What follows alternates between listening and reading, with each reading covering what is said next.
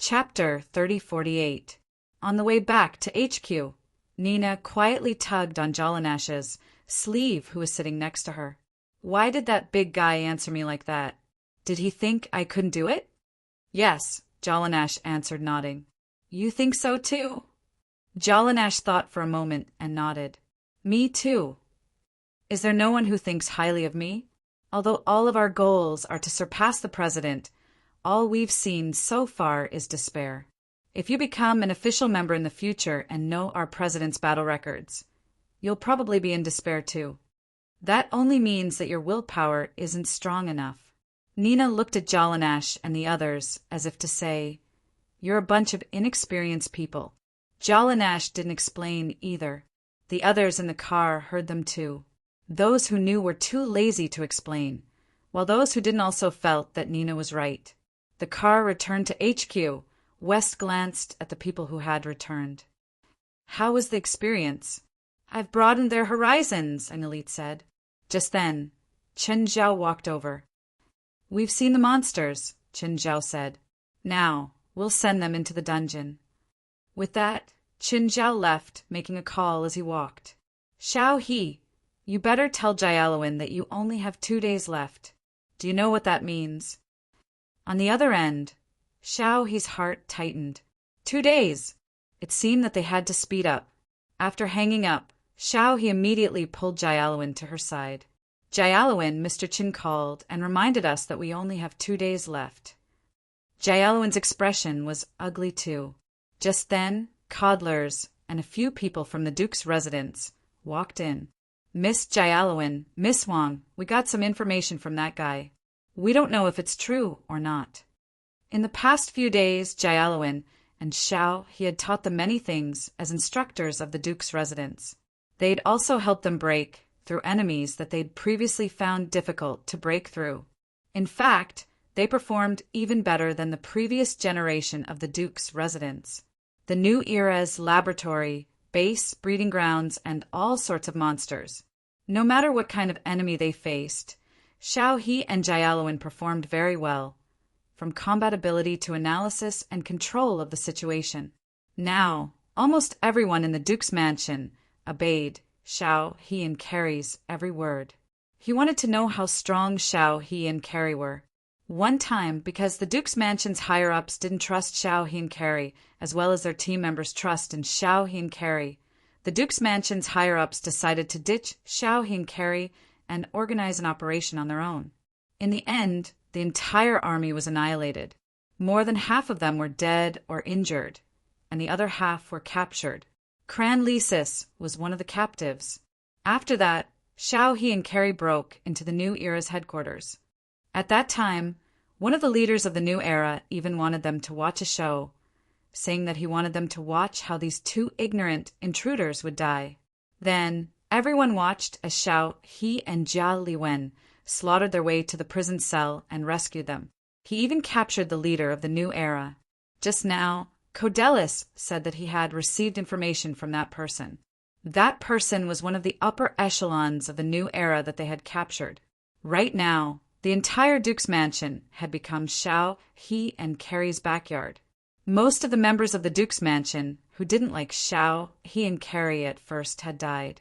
Even if they had different opinions, they wouldn't voice them now.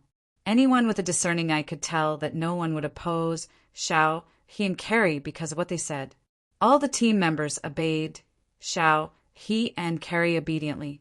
Going against them now would only be asking for trouble. Tell me, what information did you get? According to what the leader said, they seemed to have obtained something incredible. What is it? He said God's body, Cranlisa said. However, her face was clearly filled with disbelief. It said that all their plans are to revive God. Are you kidding me? What era is this? Why do people still believe such lies? Jia Liwen said disdainfully. Whether it's true or not, at least it's useful information, Xiao He said. Do you know the details of their plan? It said that the god is already dead. His soul has dissipated, and his body is severely damaged. All the monsters that came out of their research and experiments came from the dead god. They're all byproducts of the resurrection plan. Their real goal is to collect special bloodlines. Collect special bloodlines? Both Xiao He and Carrie were confused. You mean those who are born with special abilities? Yes, but no. What do you mean? It's said that they're ancient special bloodlines. There are 7 ancient special bloodlines in Europe, and the new era has collected 6 of them. Almost all of them have moved to Switzerland because there's a 7th ancient special bloodline in Switzerland. They're going to obtain the 7th ancient special bloodline here, and at the same time they're going to perform the resurrection ritual here. Then, where is the 7th relic that contains a special ancient bloodline? Luo sang. Where exactly? In Lake Geneva. Xiao, He, and Carrie were speechless. Luo sang was a small city, but Lake Geneva, it was more than 10 times the size of Luo sang. What kind of location was that? We don't know the exact location, Crandall said.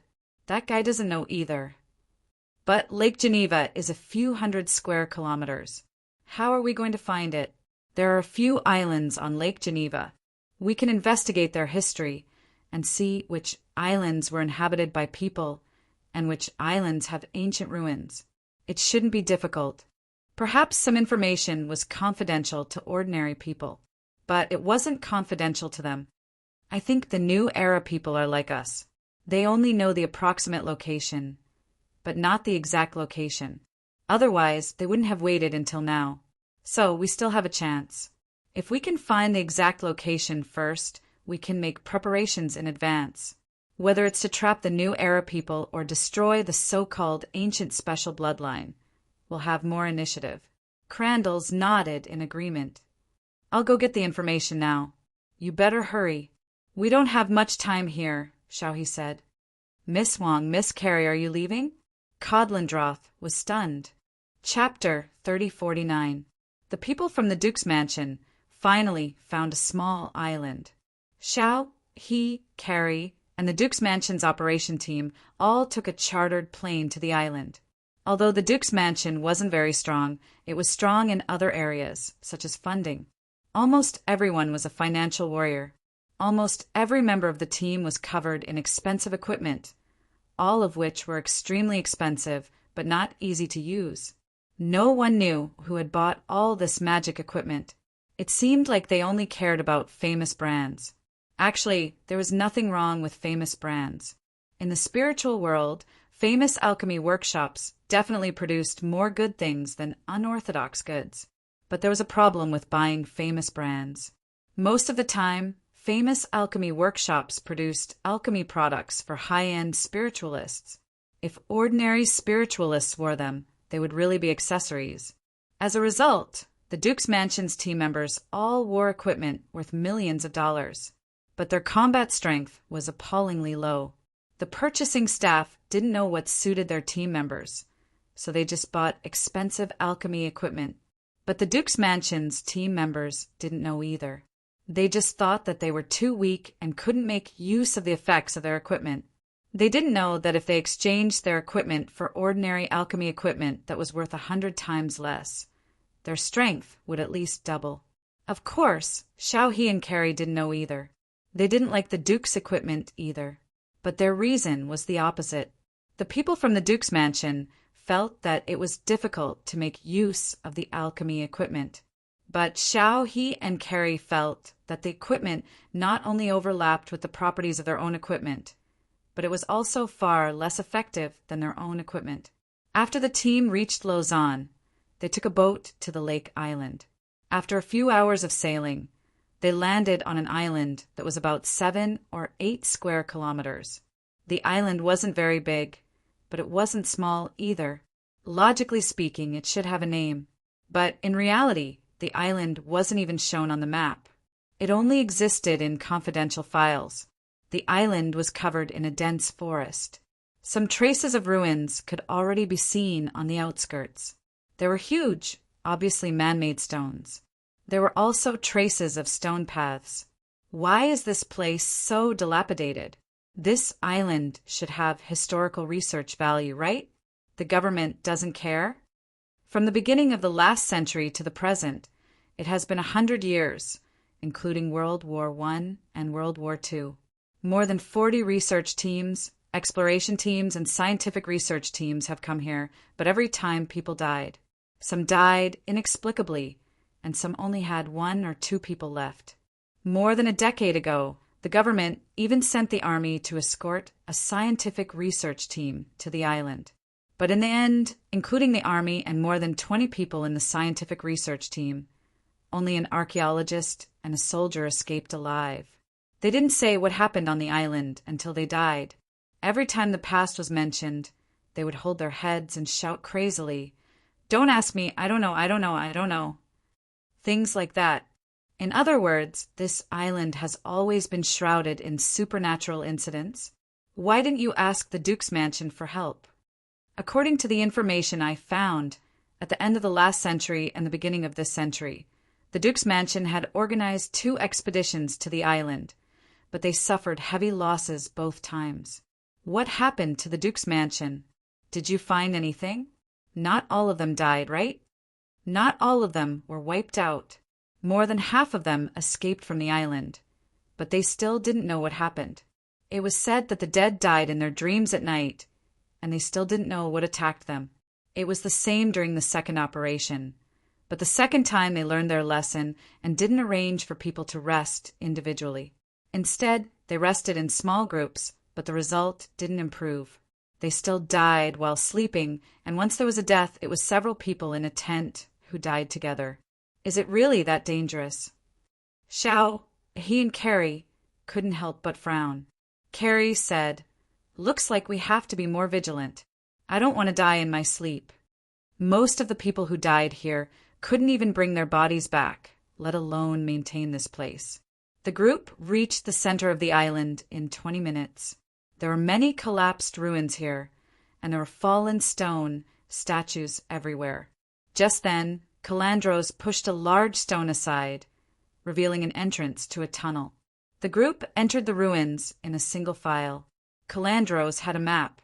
However, this map only showed a small part of the ruins. The seniors had paid for it with their blood. The mana here is draining a little fast. Xiao, he sharply sensed that the environment was a little special. Maybe the ruins were made with spirit enchantments. They're really annoying. Carrie didn't know much, and spirit enchantments happened to be one of them. However, they had a way to deal with this situation. The others, on the other hand, didn't have their strength and ability. After walking for a while in the underground ruins, they were already drenched in sweat and exhausted. Miss Wang, Miss Carrie, in this kind of environment, our mana is draining faster than we can recover. I'm afraid we'll run out in less than a day. Actually, this kind of environment is the most suitable for cultivation. Crazily circulate your mana, and the longer you endure, the better the effect will be. If you can endure for a day, your strength will double. Of course, this effect can only be used once, Xiaohe said. A day? Double my strength? Yes, we've faced this kind of environment before, Xiaohe said. But only an environment like this with a lot of spirit enchantments can meet the requirements. To put it crudely, it was like drinking water and peeing at the same time. When the two reached a balance point, one's strength would increase greatly. This wasn't an appropriate analogy. After all, a normal person's bladder didn't have such powerful filtration abilities. However, the process was similar. Carrie and Xiao, he weren't in a hurry anymore. They definitely exceeded the time limit, but they were already in the ruins. Exceeding 1 day was still exceeding. Exceeding 2 days was still exceeding. Could Qin Zhao chase them all the way to this relic? So, they weren't in a hurry anymore. You can maintain this state for now. If you can't, use your magic rings to recover your mana. Of course, this effect will be interrupted too. You can improve however much you want. Everyone tried their best to maintain this state. It was very strenuous, but they could feel that this state had significantly increased their upper limit of magic power and recovery speed. This improvement was very shocking. They were growing almost every second. Chapter 3050. They rested for half a day. Finally, the two of them had everyone set off again. After walking for half an hour, black plants began to appear around them. Pure black plants didn't exist in the natural world. That was because melanin could absorb light and absorb heat. No plant could withstand such high heat. However, they clearly weren't natural plants. Everyone could sense weak, magic power from them. And in this dark environment, they probably needed more light and heat. These black plants had broken through the originally flat stone walls. They seemed to be very powerful. Plants had a tendency to grow. Unless they were artificially transplanted, they wouldn't reproduce in a certain area for no reason. And since they could break through the stone walls, it meant that there were nutrients here that they needed, or that the environment here was more suitable for them to grow. This was a large area, and there were black plants along the way. They definitely hadn't been transplanted, or their seeds had accidentally fallen here. There had to be nutrients here that they needed. Xiao, he suddenly waved her hand. Stop. Everyone looked at Xiao He. Carrie asked, What's wrong? Something's wrong, Xiao He said. What did you discover? These plants. These black plants are dangerous, Xiao He said. Plants? Are they poisonous? Xiao He shook her head. They're following us. What? How is that possible? I purposely dripped a drop of blood on a leaf, but that drop of blood never left me. It kept moving at the same speed as us, so these plants are alive and are following us. No one doubted Xiao He's words. They immediately grew wary of the surrounding plants. Burn them, Carrie said. At first, everyone had felt that these black plants were dangerous, but they thought that as long as they didn't touch them, they would be fine. But now, it seemed that they had been too naive. The team members with fire spells began to cast fire spells. Moments later, the black plants on the surrounding walls were ignited. At first, everything went smoothly, but without any warning, the stone wall suddenly cracked, and a dozen burning black plants fell down. They looked like the bodies of animals or humans, with 4 limbs and a head, but most of them were covered in black plants. They were very small, perhaps not even as big as a rose. They were also struggling in pain from the flames. Everyone was surprised, even though they already knew that these weren't ordinary plants. However, he never expected that these plants were actually alive. At this time, the other black plants also drilled out of the stone walls and attacked the group. Lightning surge! A member of the team released an electric arc, which directly passed through a tunnel that was tens of meters long. However, other than the few black plants in front of him that were burnt and fell to the ground, the other black plants were almost unharmed. The lighting effect of this lightning magic was inversely proportional to its actual lethality. One had to know that these black plants were very fragile. Even an ordinary person could trample a few of them to death. However, this seemingly powerful lightning magic was only worth killing a few of them. Don't use thunder spells, they are plants. Use the fire element. Although plants were not immune to electric attacks, they were different from mammals. In mammals, electrocution can cause cardiac arrest and death, and plants don't have hearts. Therefore, if one wanted to use electricity to kill plants, they could only use a more powerful electric current to evaporate the water in the plants. If the water in the plants could not be evaporated, then this kind of attack would be meaningless. Moreover, these black plants could actually use dark magic. Although he could only use the lowest level black arrow and dark magic spike, he could still use it. However, there were so many of them, and they moved in groups that it made people's scalps go numb. Fick, use holy magic, Carrie called out. My holy magic can only heal. It doesn't have any killing power. No, they are light-averse plants, Carrie said. Don't doubt Miss Carrie's words. Hurry up, Crenlisi urged. Fick immediately reacted. He had always been obedient. However, this request caught him off guard. Fick immediately condensed a ball of light in his palm. The light ball shone brightly, and the surrounding black plants immediately stopped attacking. They all drilled back into the stone walls. Only the leaves and a few branches could not be retracted. Their leaves were also closed like Starbucks, As expected, the group, secretly, heaved a sigh of relief. Fortunately, Carrie had reacted in time. Otherwise, these black plants would not be easy to deal with. How long can you maintain it? Carrie asked. If there are no other costs, this light spell can last forever, Fix said. However, I won't be able to use any other spells. Don't worry, leave the fighting to us. You just need to maintain this spell. The group resumed their journey. Along the way, there were still many black plants clinging to the stone walls. However, wherever they passed, the black plants would shrink. We'll be in trouble if we don't have holy magic, Xiaohe said. Fortunately, they are light averse. Otherwise, it would be difficult to deal with them. Cranlisi knocked on the stone wall. The stone walls are hollow. It looks like they've been hollowed out by these living plants. What are they? Plants? Animals? They're probably the culprits that caused the deaths of the previous inspection teams. Although they are individually weak, there are too many of them. They also know magic, especially when people are sleeping. It's impossible to guard against them. After all, most people don't have the mentality to be wary of plants. They walked for about 3 hours. It was not a long time. The main reason was that some places had collapsed and they had to clear the path. In these 3 hours, they had actually walked less than a kilometer. The underground ruins were winding downward. They were probably less than 200 meters away from where they had been 3 hours ago. However, the underground ruins were indeed huge. To be honest, I'm really curious. What kind of ancient bloodline could be preserved for hundreds of years? Xiaohe said, normally, any liquid would dry up after being stored for decades, even if it's sealed well. Let me correct you.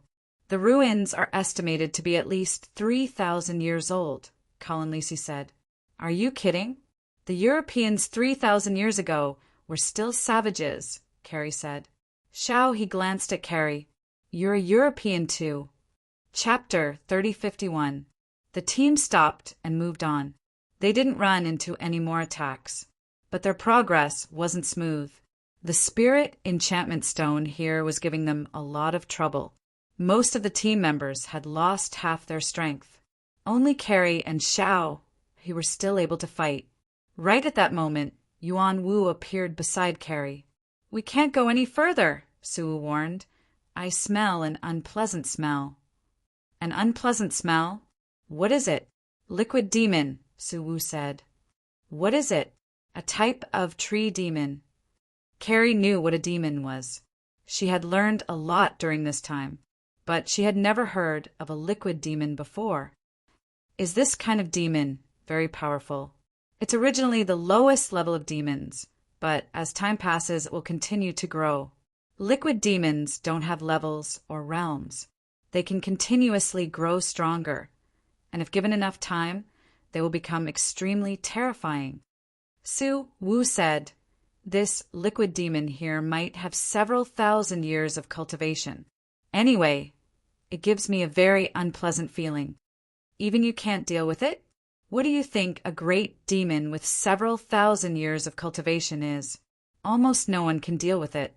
Don't even think about it. It's definitely not something you can handle. Su Wu said, not to mention the fact that I haven't recovered to my complete form yet. Even if I was in my complete form, I still wouldn't be able to deal with it. Carrie took a deep breath and glanced at Xiaohe, then said to the others, I have some very bad news to tell you. Everyone turned to look at Carrie. Carrie's tone made them feel very uneasy. In the depths of these ruins, there is an extremely terrifying existence. I don't know how powerful it is. Miss Carrie, even you can't deal with it. Cranlisi asked. Haha, before that thing, Xiaohe and I are nothing. Carrie shook her head. Anyway, it's an extremely terrifying existence. There's no way to deal with it. At least, I can't think of a way, Carrie replied. That ancient, special bloodline should be protected by that thing. Even though I can't be sure, I don't think the people of the new era can deal with it. In other words, we have to give up on this mission, right? Crandalls asked in a deep voice. The other team members were also very disappointed. After all, their journey had not been easy. But now he had to give up halfway.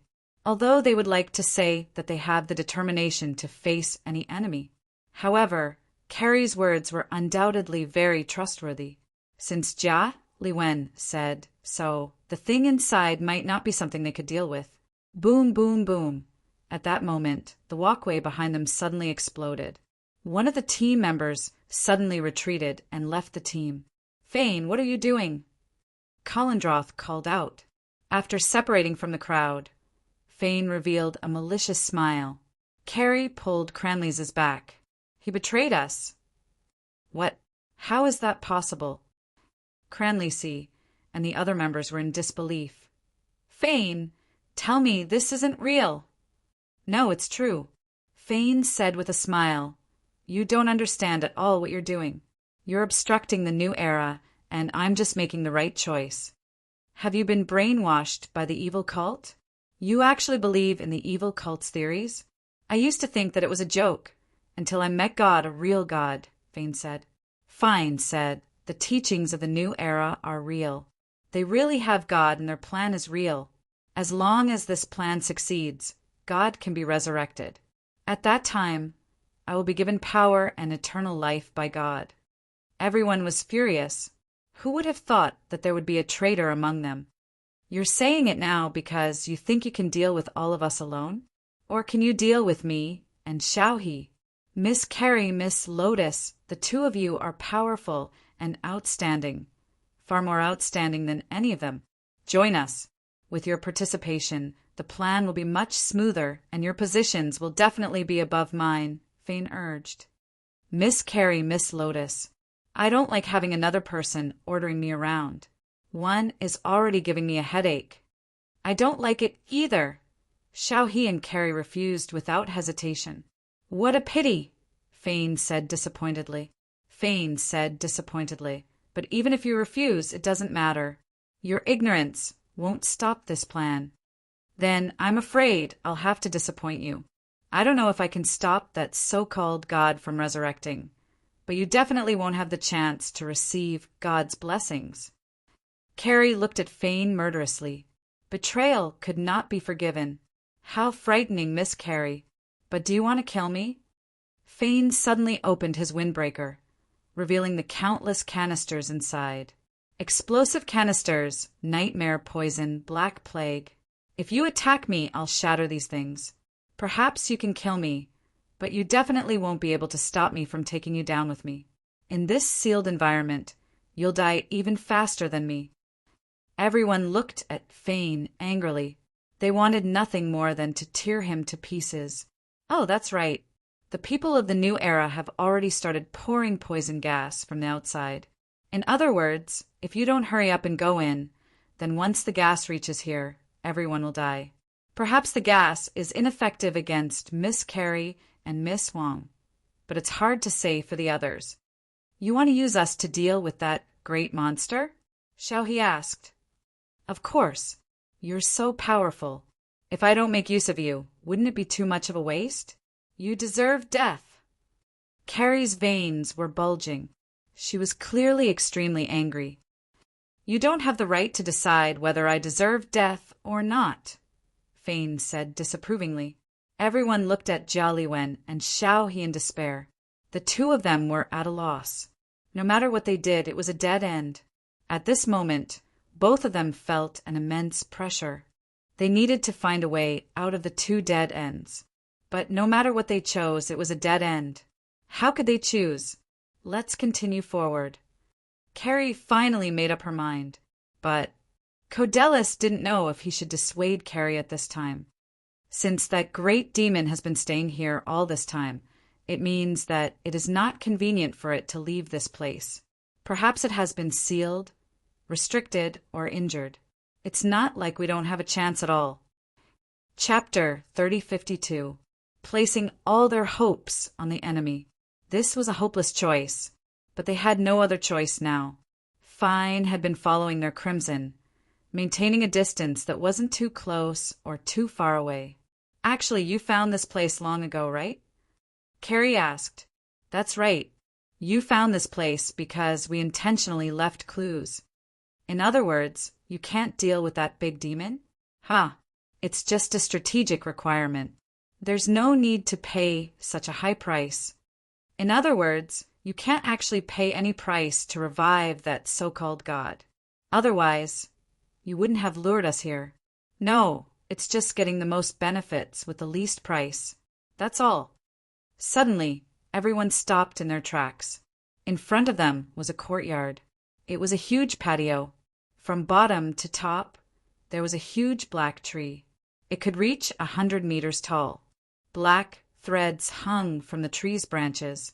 There were even magical beasts hanging from the threads. Emerald, liquid demon. Without a doubt, this was the big demon they had to deal with. They couldn't win.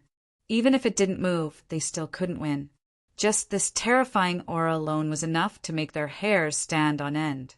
Xiao, he and Jia Liwen exchanged glances. Both of them had grave expressions on their faces.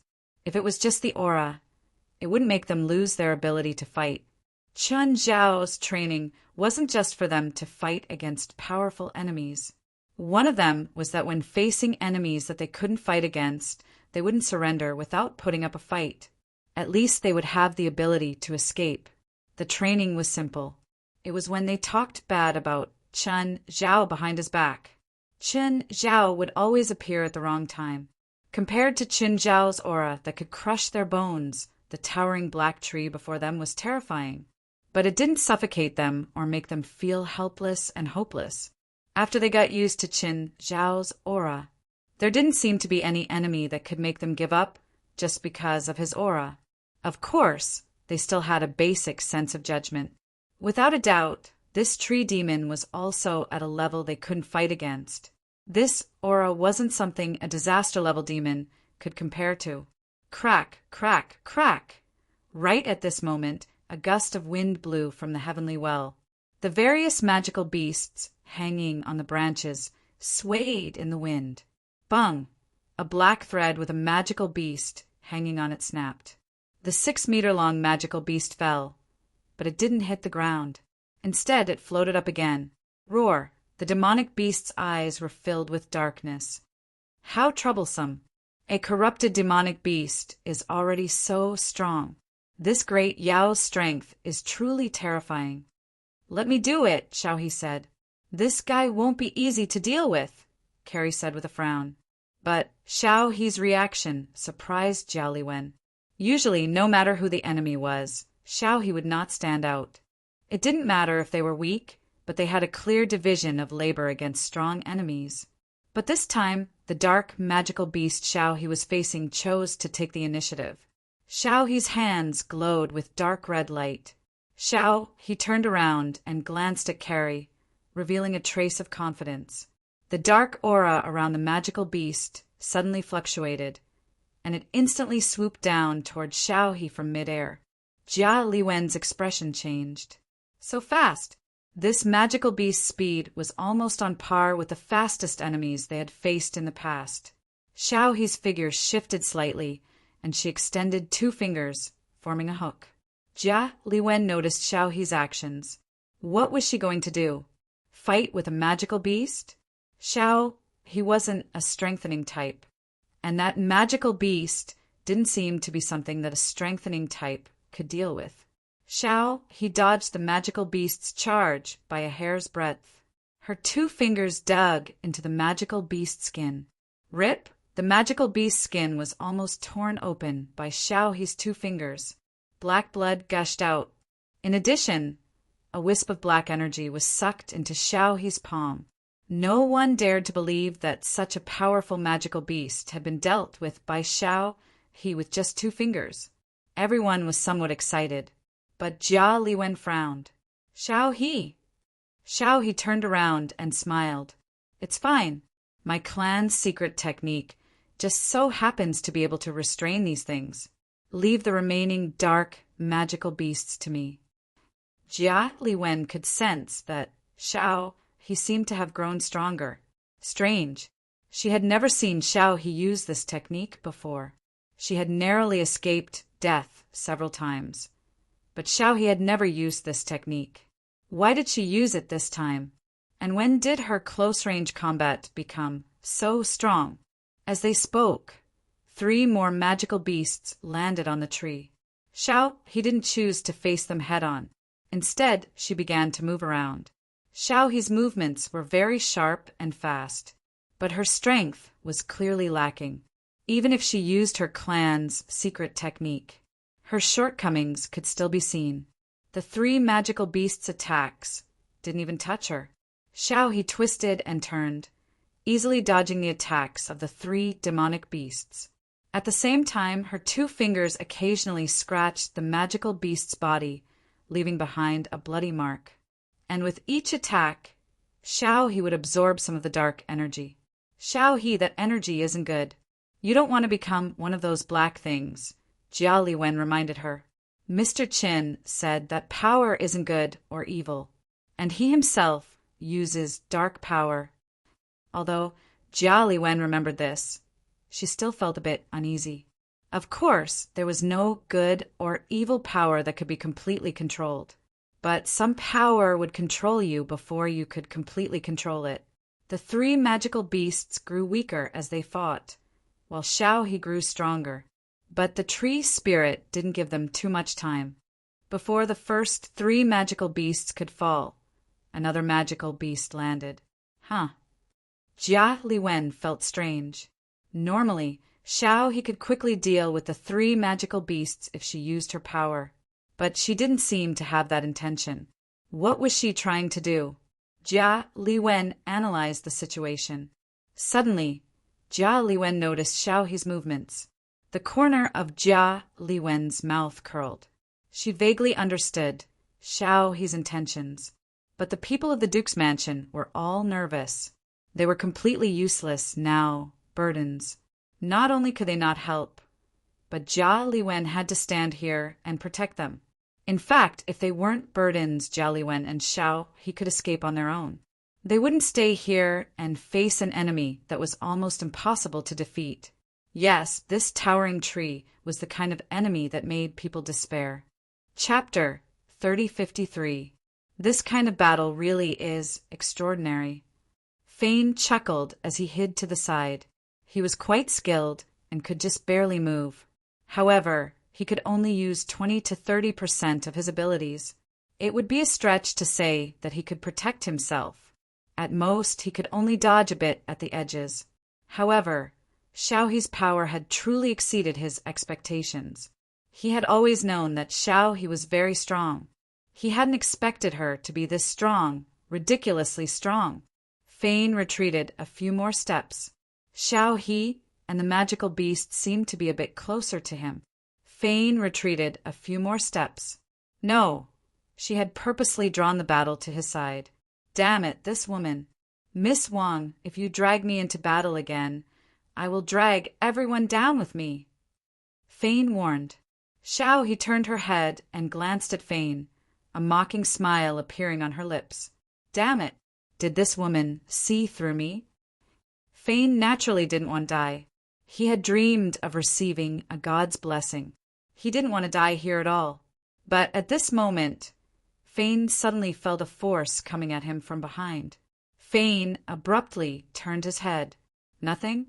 Bang! Nothing at all. No, it was only because he couldn't see anything. Fane's back was sent flying by Yuan Wu. He crashed headfirst into the large black tree. Unknowingly, Fane had been forced to move due to Xiaohe's intentional or unintentional movements. He was now quite far from the people of the Duke's mansion, and too close to the large black tree. Oh no! Fane hurriedly cast a barrier on himself. These things on his body couldn't clash intensely.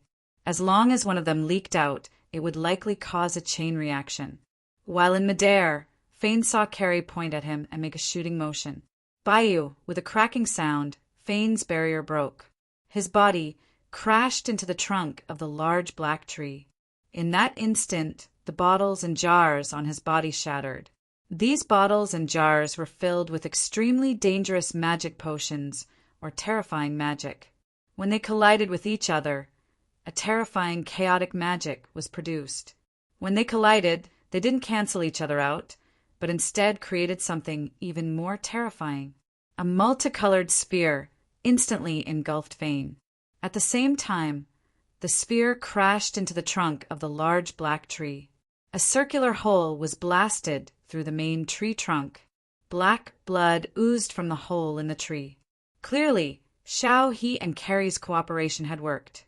Everyone in the Duke's mansion looked at Xiao, He, and Carrie in disbelief. They were actually able to turn the tables in such an extremely disadvantageous situation. Not only did they eliminate the traitors, but they also helped them get rid of the threat of the traitors. He even schemed against a large black tree. This was simply an inconceivable reversal. Everyone in the Duke's mansion admired Xiao, He, and Carrie from the bottom of their hearts. Fortunately, they were on their side. It was a hopeless thing to be enemies with them, although the overall situation did not improve much. However, the people of the Duke's mansion were filled with confidence for the future. He could win. If it was them, they would definitely win. But at this time, even more magical beasts fell from the treetops. At the same time, Xiao He suddenly showed her prowess and instantly killed the 4 demonic beasts that were attacking her. The dark energy of the magical beast was absorbed by Xiao He again. Xiao He's aura became stronger again. Xiao He! Jia Liwen looked at Xiao He worriedly. I know what I'm doing, Xiao He replied. Seeing the attacking magical beasts, Xiao He's movements became even faster. Every movement she made exuded a cryptic darkness. 1, 2, 3, for one after another, the dark magical beasts fell in front of Xiao He. Xiao He was almost swallowed by the darkness. After dealing with more than 30 magical beasts, Xiao He began to pant. Her strength had increased, but her stamina could not be restored. She was very tired, but she knew that now was not the time for her to rest. Jia Liwen was about to step forward to help Xiao He, but she turned around and looked at the people of the Duke's mansion. Codelis looked at Jia Liwen with a solemn gaze. Miss Jia Liwen, we can take care of ourselves. Although we cannot share your burden, at least we do not wish to become your burden. Jia Liwen thought for a moment, then nodded. Be careful. Go behind that magical beast's corpse. Although it is dead, its body is still extremely resistant. It can help you block most of the shock waves. Jia Liwen walked forward step by step. Yu Wu, I need more power. I've accumulated a lot of power these days. You can have as much as you want. Don't brag. You don't even dare to fart before that bastard. Don't call that bastard. He is your master. I've never admitted it. Jia Liwen was not stupid. Perhaps her reaction was a little slow, but it did not mean that she could not understand. Those actions seemed to be torturing her, but they were actually making her grow. She did not understand why Chen Zhao had chosen her, but when Chen Zhao was training her, he didn't let her really suffer irreparable damage. He had been silently protecting her. Don't explode. Yu Wu rammed into Jia Liwen's back, causing her to stumble forward. Yu Wu had already merged into Jia Liwen's body. Every time Yu Wu devoured a magical beast or evil spirit, he would accumulate magic power. If he devoured the same kind from the beast steel, he would recover some of his power. Over the past few days, he had devoured more than 10 of his kind. As for magical beasts and evil spirits, he had devoured countless more. Jia Liwen's growth was also worthy of celebration. Every time she became stronger, she could bear more of his power. At the same time, she could unleash more of his power. Of course, even though Jia Liwen was very strong now, she still could not completely bear Yu Wu's power. Yu Wu still needed to control the power he sent to Jia Liwen. Jia Liwen thought of the power she had felt when she had merged with Yu Wu, but this time it was even more intense. She also understood the coldness of this power. Green silk. Jia Liwen shot out 5 green magic threads from her fingers and touched a dark magical beast. The dark magical beast immediately attacked Jia Liwen. Demon Seal. Jia Liwen's spell followed the green magic threads. The dark magical beast was sent flying as if it had been hit by a hammer. Come here. Jia Liwen retracted her magic threads. The dark magical beast's soul was extracted and turned into her puppet. Go. So strong. Not only is Miss Wang strong, but Miss Jia Liwen is also strong.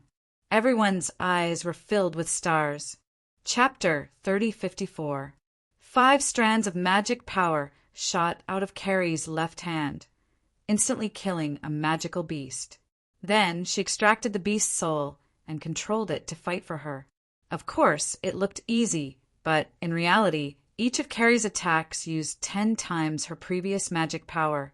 Also, using the magic power strands to control the beast's soul was very strenuous. But she had to admit that the power Carrie displayed was beyond her level. Not just her, Xiaohe was also beyond her level. Xiaohe glanced at Carrie. Carrie, leave this to me. Don't accept too much of Yu Wu's power. He knew the relationship between Carrie and Yu Wu. Carrie could borrow power from Yu Wu, although she and Yu Wu had a master-servant relationship, but they were still 2 individuals. Yu Wu's power would place a great burden on Carrie. Carrie had once used this power that surpassed her own level. He remembered it clearly. Aren't you the same? Carrie said. She did not know what Xiaohe's family secret technique represented, but he had never used it before. This meant that this family secret technique definitely had some restrictions, or perhaps there was a price to pay. So, the more powerful Xiaohe appeared, the more worried Carrie became. At this moment, the magical beasts hanging on the tree began to shrivel and shrink. The black tree began to absorb the magical beast's life essence. The ground began to shake violently. Slowly, the black tree began to shrink. It began to transform into a human form. When he completely turned into a human, everyone was a little distracted. This was the appearance of a young girl. She was completely naked and covered in wounds. She was also bound by chains. The girl looked at them with tears in her eyes. But at this moment, Xiaohe made a grabbing motion towards the girl, transformed from the black tree. A red flying claw shot towards the girl. The girl raised her arm, which suddenly transformed into a tree root to scatter Xiaohe's attack. Don't use this appearance to deceive us. Grandmother liquid demons can transform into anything, so this girl form is not your true form. Only those chains on your body are real. Everything else is fake. And this girl form will only make you die faster, Xiaohe said calmly. A film of this level was meaningless to Xiaohe and Carrie. Many of the enemies they had faced would transform into pitiful or cute things to gain sympathy. In the beginning, they had indeed suffered greatly, but gradually, they knew how to face such a situation. They had seen many of Grandmother, Liquid Monster's transformation techniques. Xiaohe, you should have let her stay like this for a while. She might think we've been tricked, Carrie complained. Everyone in the Duke's mansion fell silent and felt a little awkward. They had indeed been deceived by the girl's appearance. Other than sighing at Xiaohe and Carrie's calmness and wisdom, they also felt extremely guilty and remorseful. The girl lowered her head, her shoulders rising and falling slightly. I thought we could play for a while. Why did you have to expose me so quickly? I'm afraid our conversation won't be pleasant, Xiaohe said coldly. At this time, the black gas around Xiaohe began to turn red. The girl raised her head and looked at the changes in Xiaohe's body in surprise. She didn't like Xiaohe's aura. She hated it very much, as if she was facing her natural enemy. However, Xiaohe was still too weak. She was not strong enough to become a natural enemy. Carrie took a deep breath and exhaled slowly. The young girl then looked at Carrie. She had the same loathsome aura. Damn it, 2 of them appeared at the same time. If the 2 of them grew to a certain height, they would appear in front of her again. She was really going to have a headache. Fortunately, they were still very young. All right, I can only communicate with your corpses. The young girl waved her arms and transformed into two huge roots that stabbed towards Xiao, He, and Carrie. The red gas in Xiao, He's hands turned into claws and turned into knives. In a flash, she slashed more than a dozen times. Hiss! In an instant, the tree roots that the girl's arms had transformed into were cut into pieces. Jia Liwen stood behind Xiao, He, and pushed her arms up with all her might. Hundreds of strands of magic power shot out from Carrie's palms. After the green thread of magic power shot more than 10 meters into the air, it suddenly fell down. They shot towards the girl in a densely packed manner. The girl easily dodged this seemingly unavoidable attack. The densely packed strands of magic power were actually unable to hit the girl in the slightest. Can you be a little more accurate? The girl mocked. The faces of everyone in the Duke's mansion changed. This girl, transformed from a black tree, was too powerful. That kind of dodging that only existed in theory had actually appeared in front of them. Even though it was just dodging, it still gave them a feeling of suffocation. But Jia Liwen remained calm. Suddenly, the girl's expression changed. She realized Jia Liwen's goal. Jia Liwen's attack was fake. No, more accurately speaking, attacking wasn't her main goal. If she hit herself, that would be the best result. But her attack was more of a feint. She was setting up a formation. At this moment, the girl was surrounded by crisscrossing strands of magic power. These strands were like a spider's web, sealing off her path of retreat. Of course, she could easily avoid these strands, but these strands of magic power stopped some of her attacks. At the same time, if the opponent attacked, it would also affect her path of retreat. The girl reached out to touch the strands of magic power. They were very sturdy. If it was just one strand, it wouldn't be a big problem. But the problem was that this place was filled with strands of magic power. They were like an elusive sharp blade. If you were not careful, you would not be able to penetrate it. If one accidentally passed through them, they would very likely cut off a limb. The people of the Duke's mansion were dumbfounded. What kind of battle was this? It was even more exciting than the climax of a battle in a movie. Just then, the girl's body began to turn black. Her skin seemed to turn into obsidian. The girl waved her hand, and the strands of magic power were torn apart. The girl revealed a pleased expression. Looks like your ultimate move isn't working. Jia Liwen also smiled. You're mistaken. This isn't an ultimate move. It's a normal move with no cooldown. As she spoke, Jia Liwen used the same trick again, covering herself with even more strands of magic power. The girl frowned and waved her black arms again, tearing apart the strands. No matter how many come, it's useless. Jia Liwen ignored the girl and used the same move a third time. The girl didn't change. She tore off as many strands as Jia Liwen used. I told you it's useless. You're wasting magic power. As soon as the girl finished speaking, countless strands of magic power extended from her arms. The strands stretched out her arms. Sorry, I didn't hear what you just said. Jia Liwen smiled as if her plan had succeeded. Chapter 3055. Codelis, how did Miss Carrie do it?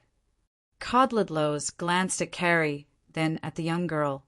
After pondering for a while, he said, The threads condensed from magic power seem to have been torn apart by that fellow. But in reality, they are made of magic power. Even if they are torn apart, they won't disappear easily.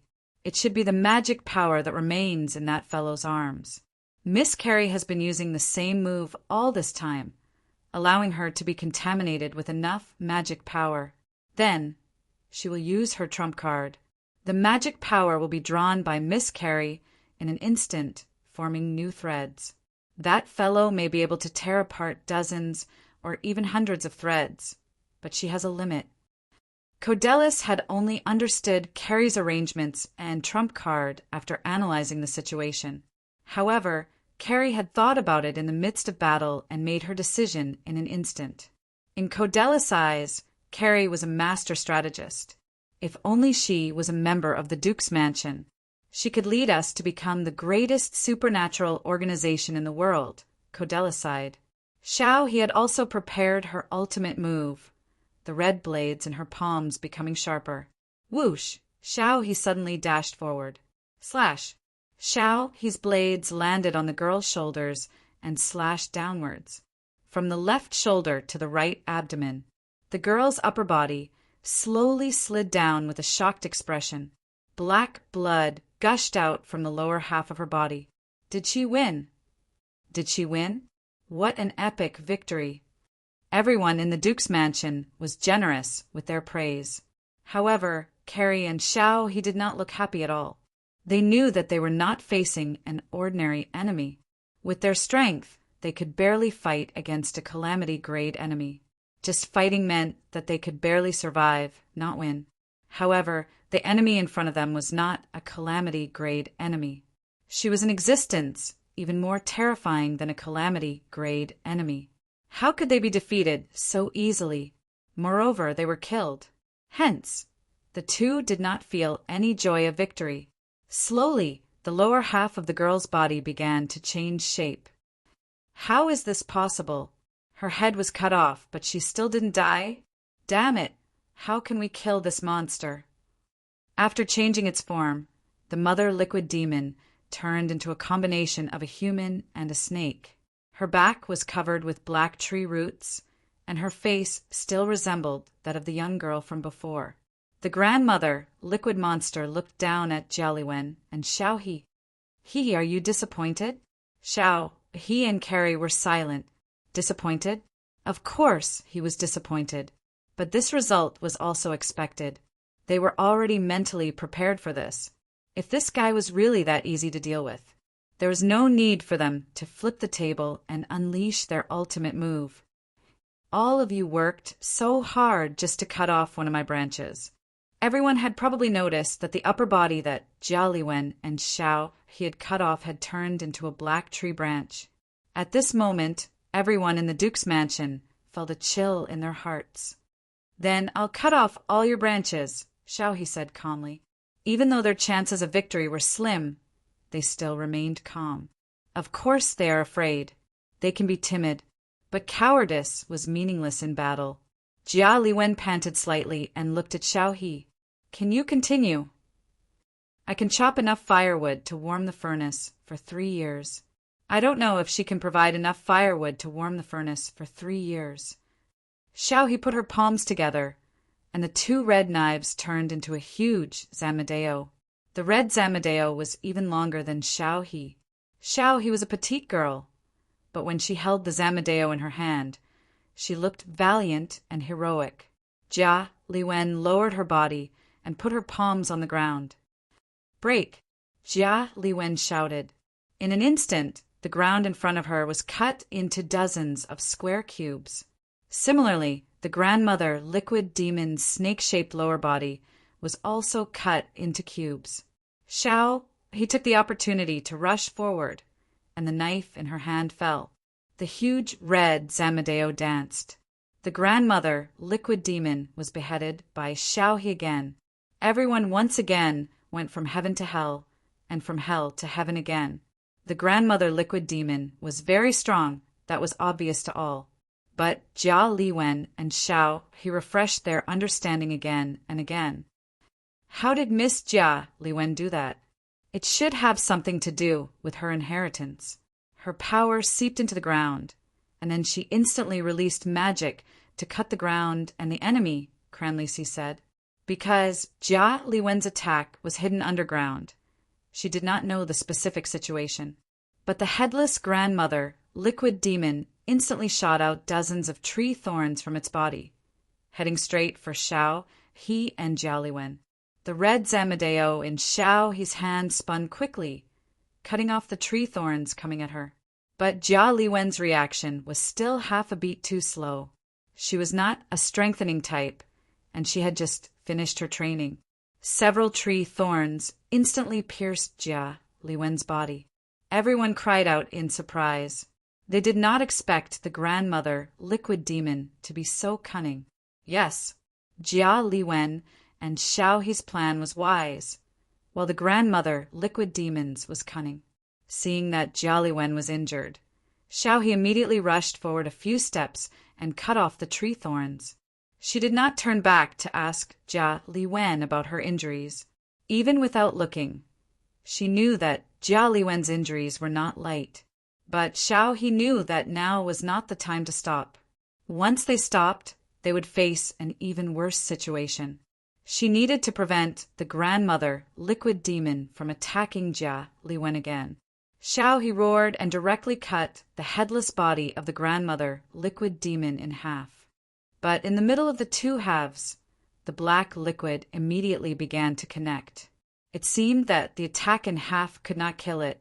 The Zamadeo in Xiaohe's hand turned into a mace. Xiaohe used the mace like a storm to beat the grandmother, Liquid Demon. In an instant, flesh and blood flew everywhere. But after the flesh and blood left the body, it turned into tree bark and wood chips. The mace in Xiaohe's hand changed again, turning into two red tasseled spears. When the spear tip touched the grandmother, Liquid Demon's body, a small explosion occurred. Xiaohe was going all out now. She knew that these attacks were not fatal to the grandmother, Liquid Demon, but she needed to use all her strength to make the grandmother, Liquid Demon, busy, repairing its body, and unable to continue attacking. Kodals and the others hurriedly dragged Jia Liwen back into the crowd. Fick, he'll miss Jia Liwen. But before Fick could heal Jia Liwen, her body began to rapidly heal. Fick, it's not me, it's Miss Jia Liwen's body. Her magic power seems to have increased again. Xiaohe's cheeks were covered with bulging veins and her eyes were crimson. Her attacks were like quicksilver spilling onto the ground. It was indeed a huge problem for the grandmother, Liquid Demon. But everyone knew that if Xiaohe's attacks could not harm the grandmother, Liquid Demon, then her attacks would be meaningless. Chapter 3056. Suddenly, a thorn shot out from the grandmother, Liquid Demon's body, piercing through Xiaohe, who was fully focused on the attack. The huge impact sent Xiaohe to the stone wall. Xiaohe spat out a mouthful of blood, but the next moment, Xiaohe cut off the connecting thorn and stood up again. At this moment, Xiaohe was already covered in blood, but she didn't hesitate. This made everyone in the Duke's mansion feel ashamed. They couldn't even fight. They couldn't even help a little. The weapon in Xiaohe's hand changed again. This time it became a red chain whip. The red gas was like a burning flame. The chain whip in Xiaohe's hand was ever-changing. He also danced with the wind, like she was dancing. The scene was so beautiful, but everyone in the Duke's mansion knew how terrifying Xiaohe's beautiful dance was. Occasionally, the whip would fall on the stone wall, and a large part of the stone wall would crack. If it was on a person or a spiritual body, it could probably kill a lot of them with one blow. But the attack on the grandmother, Liquid Demon, was much less effective. But the specialty of the chain whip was not attack power. It was attack frequency. If compared to the previous weapons, it was much more powerful. The power of a single attack might be a little weaker. However, the number of attacks within 10 seconds was something that other weapons couldn't compare to. He was trying her best to suppress the self-healing of the grandmother, Liquid Demon. But the self-healing speed was still faster than the damage caused by Xiaohe. At this time, the grandmother, Liquid Demon, had grown a new head. Maybe for the grandmother, Liquid Demon, the head was not a necessity. Maybe it just grew a head to talk or to mock Xiaohe. All your efforts are just making yourself more tired and making your meat more delicious, the grandmother, Liquid Demon, said mockingly. At this moment, the grandmother, Liquid Demon, looked at the entrance. More snacks. As soon as the voice fell, many people came in from the entrance. He noticed that these people were wearing the same uniform of the new era. The grandmother, Liquid Demon, immediately attacked these people. Dozens of tree thorns shot out and pulled back dozens of people. Everyone in the Duke's mansion gasped. They saw how Xiao he avoided these tree thorns and how she cut them. Although it was thrilling, Xiao he had only been hit once throughout the journey. They still felt that there were just a lot of tree thorns. But now that he saw this scene, he realized how naive he was. Almost all of the tree thorns hit their target. The mother liquid monster's first wave of attack against New Era ended with a 100% hit rate. However, a few dozen people was only a small portion of the New Era. Xiao he slowed down and carefully withdrew from the center of the battlefield. She did not want to be taken advantage of by the people of the New Era. Grandmother, Liquid Demon, couldn't move.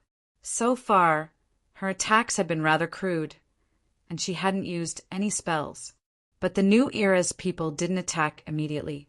Those people were picking up the body parts of the maternal Liquid Demon that Xiao, he and Jialiwen had killed. At the very back of the crowd was a container.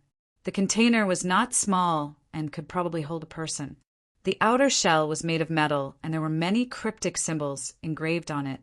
After they picked up the tissues, they squeezed out the blood from the tissues and dripped it onto the container. Xiaohe's face changed. Was this maternal Liquid Demon the ancient special bloodline? What they actually wanted was the blood of the maternal Liquid Demon. Damn it, why didn't she think of this? At this time, Jialiwen had recovered a little and stood up again. She also noticed the situation of the New Era. Jialiwen's eyes kept wandering around the New Era crowd. She was searching. He was looking for Bjorn. At this time, a man in a red robe with drawings on his face waved his hand. A person was tied to a stretcher and pushed in. When Jialiwen and Xiao he saw that person, their faces changed. Because that person was none other than Bayan. It was the purpose of their trip. Bayan. Jialiwen and Xiao he immediately moved. But the people of the New Era had been paying attention to Xiao, he and Jialiwen. From all the information they had obtained, they already knew how terrifying Xiao, he and Jialiwen were. Moreover, they had come here once before. That time they brought no fewer people than this time, but not even a hair of the maternal Liquid Demon was harmed. Instead, they lost 90% of their people and fled the ruins in a sorry state. But this time, Xiao, he and Jialiwen could actually barely suppress the maternal Liquid Demon. Moreover, they had caused some damage to his body. This was enough to prove how terrifying Xiao, he and Jialiwen were. Thus, after they entered the ruins, they had been on guard against the two of them. As expected, the two of them directly charged over. The New Era members in the front row immediately got into formation and aimed their guns at Xiao, he and Jialiwen. Fuck! Jialiwen cursed. She could only temporarily retreat and activate her shield. Boom, boom, boom, da-da-da, without any hesitation, they fired. Xiao, he and Jialiwen couldn't withstand so many guns. Miss Wang, Miss Jialiwen, come quickly. The people of the Duke's mansion also activated their shields. They had many people, and their magic shields supported each other. The effect was much better than Xiao, he and Jialiwen's. The New Era's formation didn't stop, but their plan didn't stop either. In the crowd, Bayan was pushed in front of the container. Then, 2 syringes pierced his main artery. Jialiwen had the urge to rush out of the shield, but Xiao he held her back tightly. Bayan also looked in Jialiwen's direction. They were drawing his blood. At this moment, Jialiwen and Xiao he suddenly understood. Why did they keep bringing Bayan along and give him a high position? Because he was also a part of the resurrection plan. They wanted his bloodline. The light in Bayan's eyes grew dimmer and dimmer. Jialiwen's face was ashen. The moment the enemy's gun stopped, Jialiwen charged out. Xiao he followed closely behind. At this moment, Jialiwen's body and face were covered in Dao patterns. She had completely accepted the power that came from Yuanwu. More accurately, she had forced Yuanwu to transfer all of his power to her. Jialiwen swept out like a gale. 2 fusion bodies charged out, but in just a single exchange. The 2 fusion bodies were destroyed by Jialiwen. Jialiwen didn't stop. She slapped her palms several meters away, and a green light shot out. It directly hit the container. Xiao, he charged in front of Bayan and tore the rope binding him. She grabbed him and retreated. Jia Liwen immediately took his place and faced the dozen new era members who were about to raise their guns again. Jia Liwen's palms suddenly shot out dozens of magic power threads. In an instant, the dozen new era members were entangled by the magic power threads. Jia Liwen pulled forcefully. The dozen people fell to the ground with a thud. Their souls had already left their bodies. Chapter 3057. But more people came to fill in the gaps. They didn't care about the deaths of their companions. It was as if the ones who died were unrelated, and those who filled in the gaps were also unafraid of death. They were the true protectors of the evil cultists. Of course, although their faith was firm, it wasn't a good thing. Carrie clenched her teeth. The souls of these evil cultists were even harder to control than the souls of magical beasts.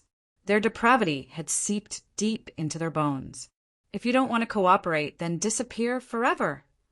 Carrie instantly controlled the dozen souls to explode on the spot. Creak! At this time, the container surrounded by the evil cultists suddenly emitted a sharp sound. It sounded like a rusty screw being unscrewed. The runes engraved on the container evaporated one by one. Then the container was pushed away. A woman stood up. She was beautiful, but her skin was completely gray, and she looked lifeless. The woman's expression was also very unnatural.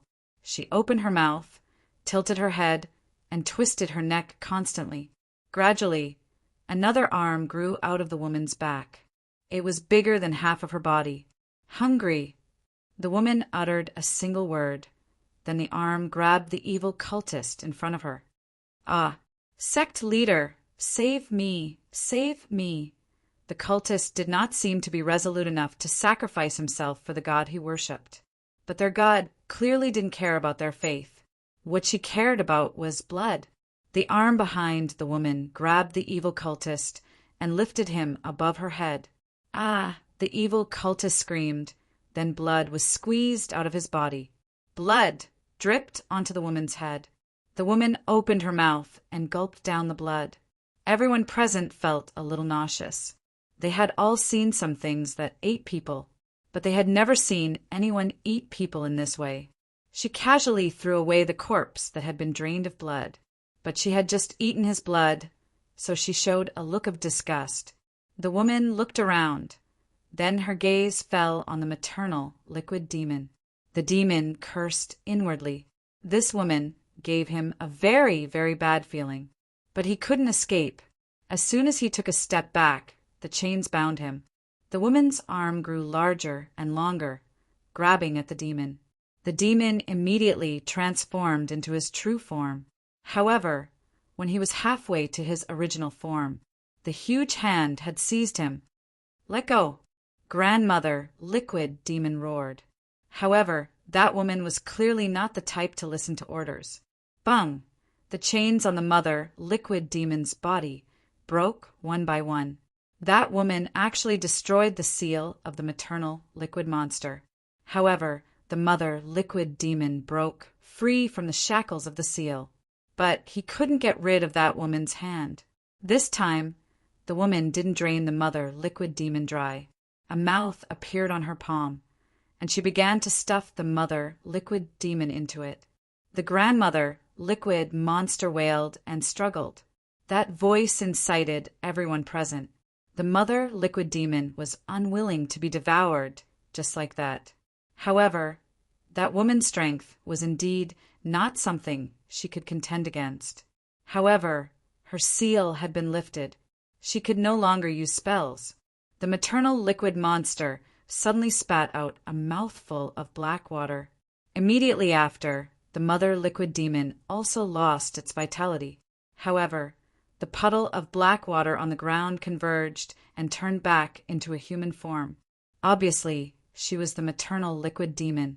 This method of severing one's arm to survive caused her to lose 90% of her cultivation and magic power. The woman who devoured most of the grandmother, liquid demons, cultivation began to have more aura.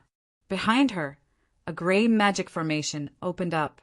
The magic formation was very complicated, with various known and unknown religious symbols. Great God! The red-robed religious leader knelt on the ground in excitement. The other cultists also knelt and worshipped. The grandmother, liquid demon, glanced at the cultists. There was no hope there. She then turned to look at the people of the Duke's mansion. Of course, her attention was still on Carrie and Xiaohe. Listen, we must work together now, or else all of us will die. You're no different from her, Xiaohe said coldly. You're all cannibals. What right do you have to ask us to work together? I'm not the same as her. She's a resurrected god's corpse. Other than eating, this thing can't communicate at all. At least I can joke around with you. Didn't she resurrect? A dead god is dead. How can there be resurrection? As a dead god, her divinity and power have all been lost, and her soul has also dissipated. Right now, she's just a powerful corpse. She needs to fill the emptiness of the dead, so she needs to keep eating. But the dead can't keep the nutrients. They can only be turned into power or lost. As soon as the grandmother liquid demon finished speaking, a scream came from the cultists. Their god had started to act against her believers. God, they're all your people, the red-robed religious leader shouted. The god glanced at the red-robed religious leader and smiled a cold smile. This is the result of waking me up. It seemed that even though her soul was gone, she still retained a trace of consciousness. The people of the Duke's mansion felt a chill. The grandmother liquid demon was already so powerful that no one could resist. But she was still pressed to the ground by the resurrected god, almost swallowed whole. Could anyone really stop that god? Carrie and Xiao, he glanced at each other. They were both helpless. The grandmother liquid demon wasn't a good thing. But the resurrected god felt even worse. Do you want to cooperate? Carrie asked in a low voice. We can cooperate, Xiaohe replied. She's not as much of a threat as before. Carrie nodded. At that moment, the grandmother liquid monster felt 10 times weaker than before, but they weren't happy about it at all. After all, the resurrected god was a greater threat to them. The cultists were already covered in blood. Some tried to flee to the Duke's mansion for protection, but they couldn't escape the resurrected god's hunt. Gray figures emerged from the gray magic circle and dragged the cultists into the magic circle. Screams rose and fell. The scene would definitely give people nightmares. We can't win, right? Xiaohe shrugged and said helplessly, definitely not. We're too weak. Although they didn't plan to surrender. However, they also knew that there was not much point in resisting. The people of the Duke's mansion felt a chill in their hearts. This was the first time they'd heard Xiaohe and Carrie speak in such despair. We'll stall her, Carrie said. You guys take the chance to escape. Just then, another person entered the entrance. Which one of you is Miss Carrie? You have an expiring contract that requires your signature. Chapter 3058. By now, the resurrected god had mostly killed the cultists. Seeing the person at the entrance, he charged toward him without hesitation. Then the person stretched out a finger and flicked the forehead of the resurrected god. Bang! Instantly, the resurrected god was sent flying. His body smashed into the stone wall. The patio was hundreds of meters tall and had a diameter of hundreds of meters. Half of the stone wall was covered in cracks. Everyone widened their eyes and stared at the person in shock. The person walked up to Xiaohe and Carrie. Everyone in the Duke's residence was pale with fright. They'd seen how terrifying the resurrected god was. He could kill the grandmother, liquid demon, instantly. But the person had only used one finger. One finger. Did Xiaohe and Carrie have a chance of winning against this person? Impossible. Didn't he see that the two of them were too scared to move? The person raised his hand and slapped Xiaohe's head. Xiaohe fell to the ground. Miss Wang. Everyone in the Duke's residence was about to charge over. The person turned his head and glanced at them. Scram! Pooh! More than 30 people spat out blood at the same time and lay on the ground, holding the contract. Chen Zhao placed it in front of Carrie. See if there's a problem. If there's no problem, sign it. Mr. Chin, we're only a few hours late. And this contract seems even worse than what we agreed on. Carrie didn't want to sign because the contract stated that she had to listen to any of Chen Zhao's orders for 10 years. She had to kill 10 disaster-level magical beasts or evil spirits, or even a god-level magical beast for Chen Zhao. She didn't even need to look at the extra conditions. It was impossible. Now, she had to see if she could bargain with Chen Zhao. Moreover, Chen Zhao was fiercer than she'd imagined. The resurrected god was sent flying with a flick of Chen Zhao's finger. Forget it. Since you don't want to sign it, I won't force you. Chen Zhao burned the contract in his hand. Then he replaced it with another contract. Carrie thought that Chen Zhao had changed his mind, but when she looked at the contract, it was 10 times more stringent than the previous one. Mr. Chen, did you take the wrong one? That's right, Chen Zhao said indifferently. He glanced at Bjorn on the ground. This guy is your adoptive father? He looks like he's about to die. I should be the only one who can save him, but it doesn't matter. You guys are going to feed that guy soon anyway. At this time, the resurrected god had regained his vitality, but this time he didn't attack immediately. Clearly, he was wary of Chen Zhao's power. Sign this contract, and all of you will be able to leave safely. If you don't, I can watch you all get eaten by him. Xiao, he stood up again. She was already used to Chen Zhao hitting her just now. It wasn't Chen Zhao's first time hitting her anyway. Mr. Chen, I will use my family's treasure to exchange for our safety, Xiao he said. No need. Chen Zhao rejected directly. Actually, Chen Zhao and West already knew what Xiao he had. To be honest, the thing in Xiao He's hand was a good thing. But Chen Zhao could casually take out hundreds of treasures of the same level. He could even take out dozens of things that were even more valuable than the one in Xiao He's hand. It's this contract. If you sign it, we can still have fun. If you don't, I'll visit your graves next year. Mr. Chen, Carrie said with an ugly expression. I've thought about it. The contract just now suits me better. Sorry that contract was burned. I have another one here. If you're interested, you can sign it. Chen Zhao took out another contract. Carrie saw that it was 100 times more expensive than the first one. Carrie's face darkened. She looked at the people in the Duke's mansion and then at her adoptive father. She really wanted to grit her teeth and say, I won't sign it. But the reality was that she didn't have a second choice. She bit her finger and pressed it on the contract. Are you happy now? Carrie said angrily. Chen Zhao glanced at the resurrected god in the distance.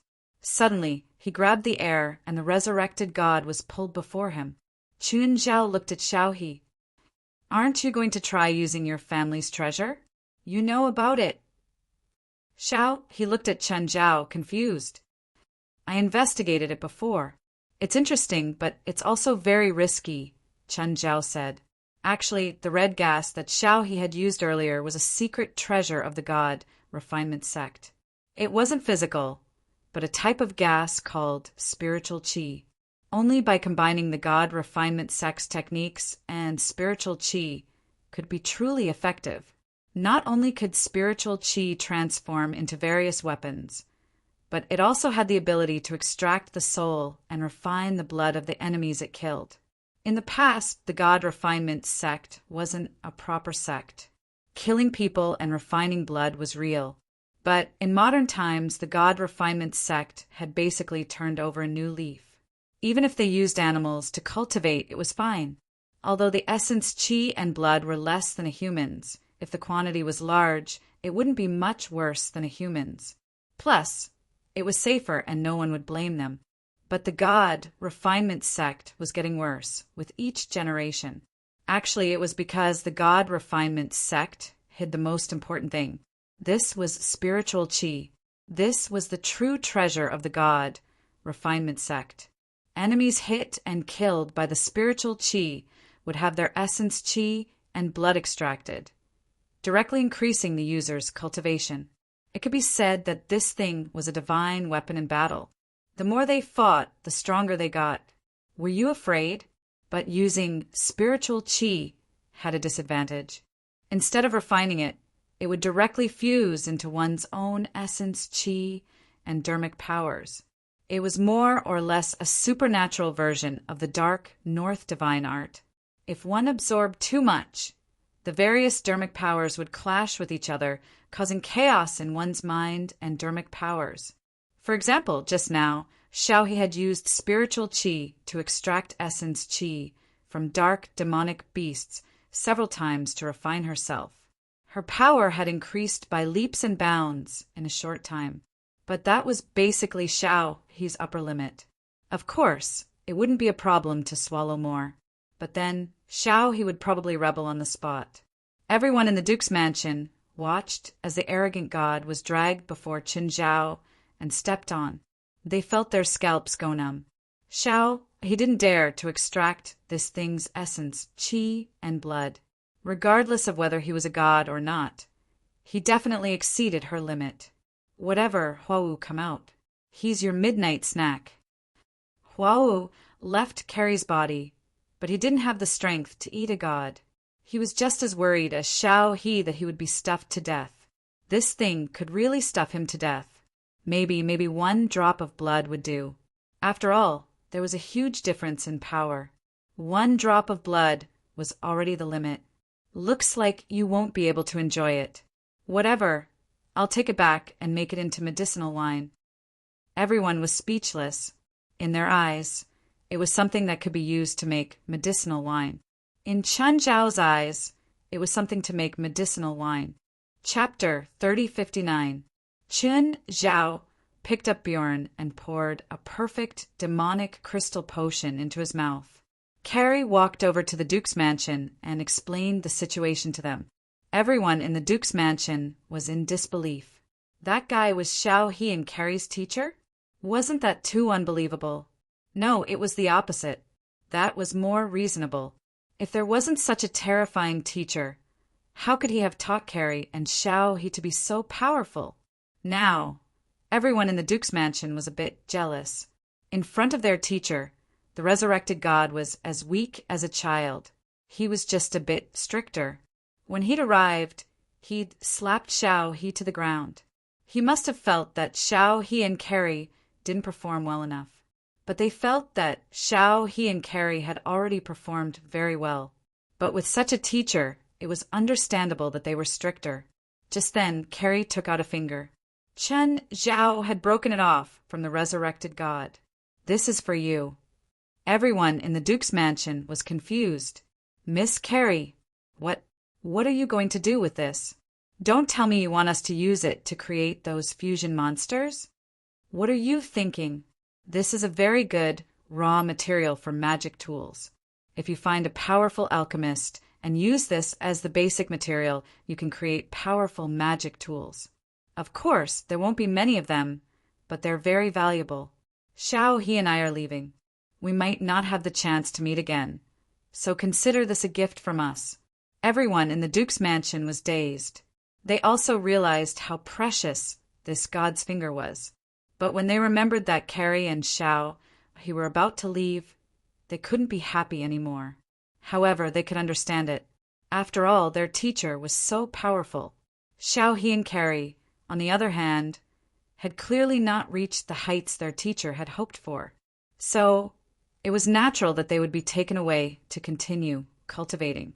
Everyone in the Duke's mansion followed Qin Zhao out of the relic. I'm leaving now. You two better not make me come to you again. I'll give you 24 hours. With that, Chen Zhao flew into the air. It was the first time the Duke's mansion had seen someone fly. Everyone's eyes were filled with longing.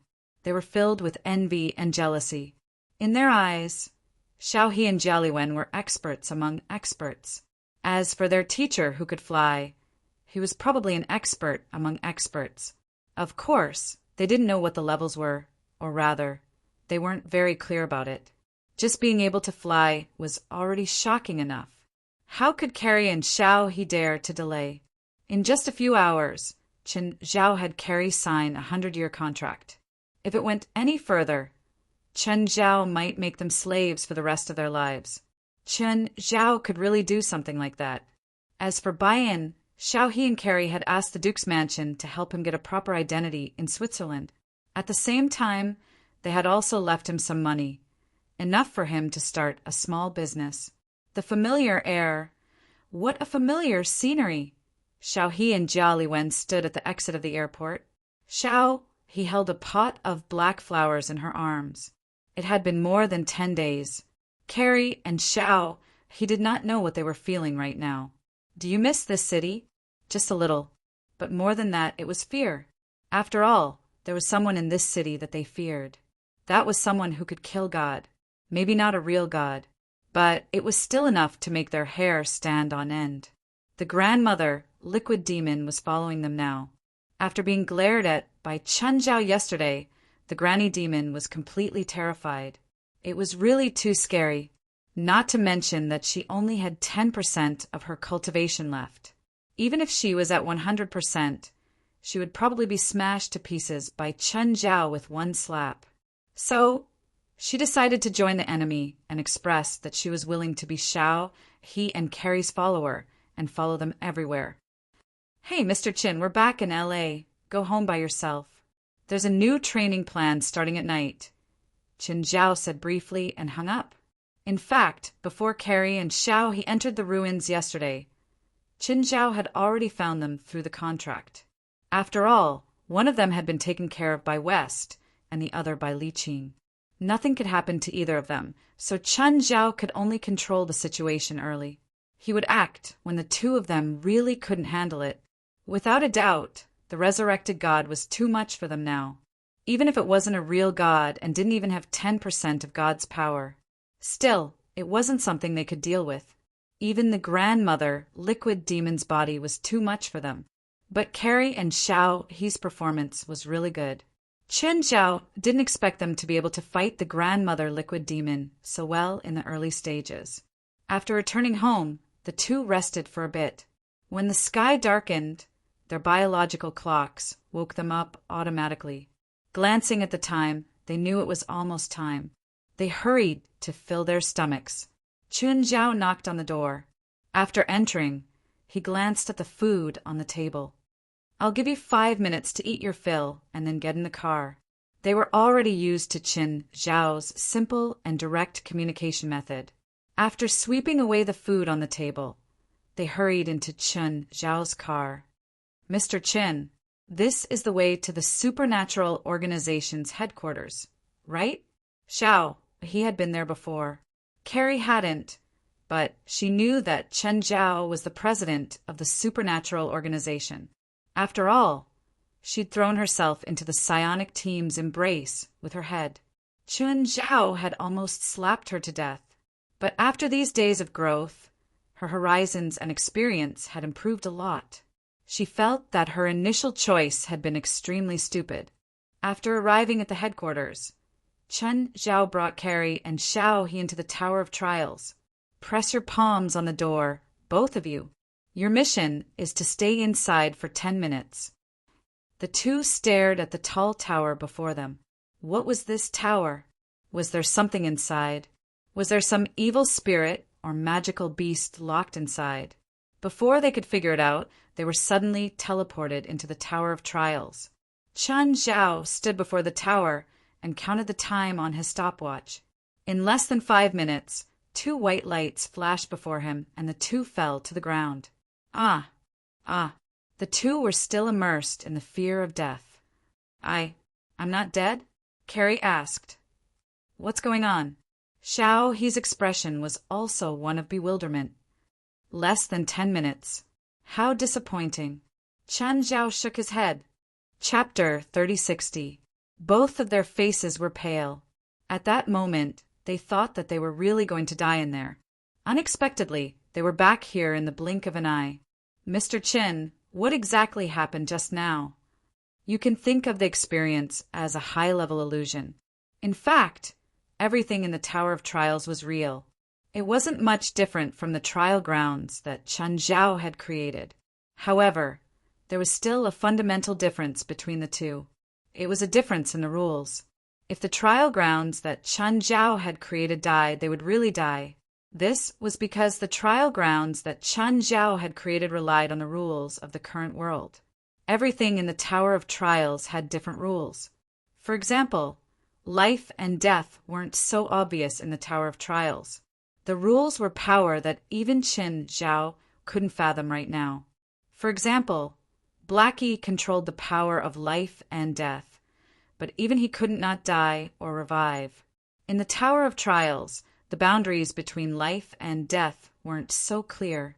As the creator of the Tower of Trials, the handsome guy, perhaps he truly controlled life and death. Perhaps he wasn't truly unkillable.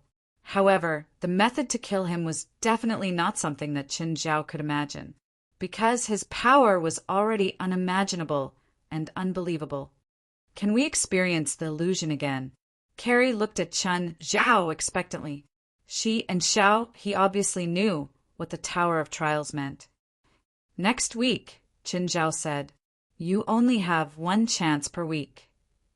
Both of them were somewhat disappointed, but people who entered the Tower of Trials for the first time all felt the same. Not everyone liked to enter the Tower of Trials. After all, in the Tower of Trials, all the senses were real. The pain was real too. However, once a week was a bit long for Xiao, he and Jiaoliwen. 1/16 of the Supernatural Youth Fighting Tournament had already passed. After the previous round of eliminations, the remaining contestants were basically all outstanding. They were all well-rounded. Disser and Sylvia had successfully advanced in the previous round. However, they hadn't teamed up in the previous round. Instead, they'd competed separately. Therefore, it was very difficult for them. It wasn't an absolute conclusion before the competition. However, it was very likely that they'd be eliminated this round. Through Chen Zhao, Carrie, and Xiao, he also found out about the competition. Of course, they couldn't participate even if they wanted to. After all, they were already halfway there, and Carrie and Xiao, he were already 1 or 2 years older than the age limit of 22. However, they still managed to get tickets through Chen Zhao. The venue was a rented stadium. The stadium was closed externally.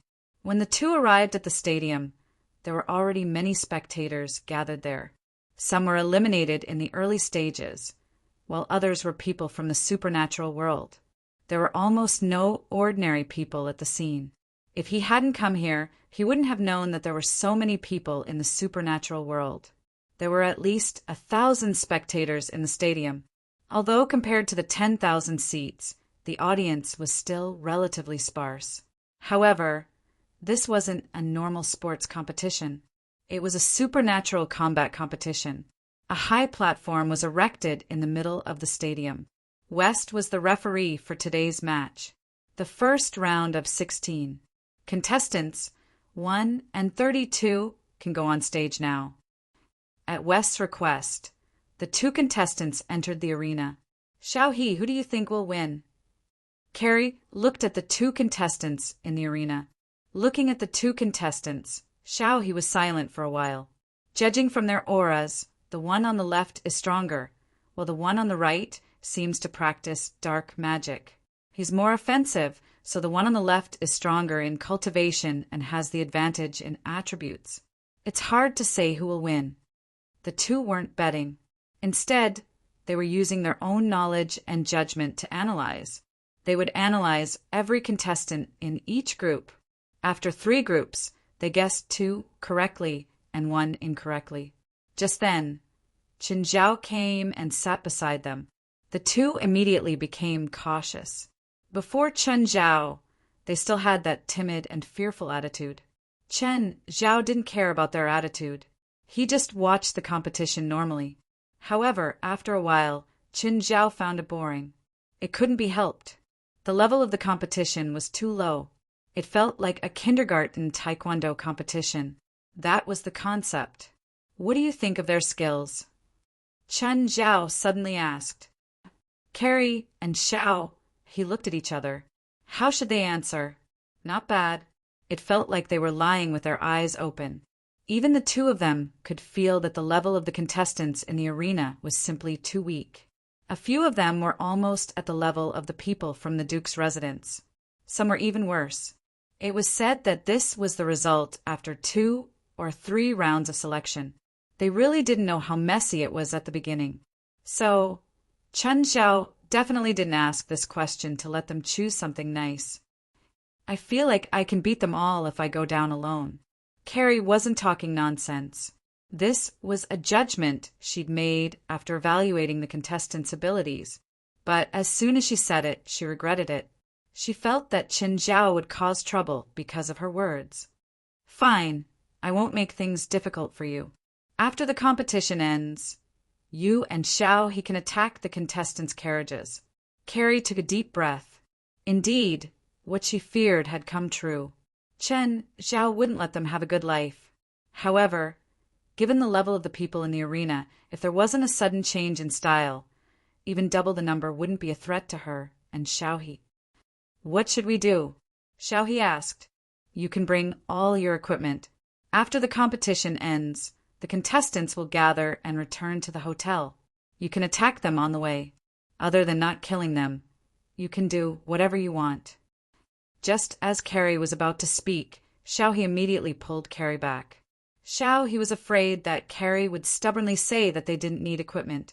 But Chen Zhao thought about it and suddenly changed his mind. No, they just finished the competition. They're definitely not in good condition. You'll have too much of an advantage. He and Carrie were speechless.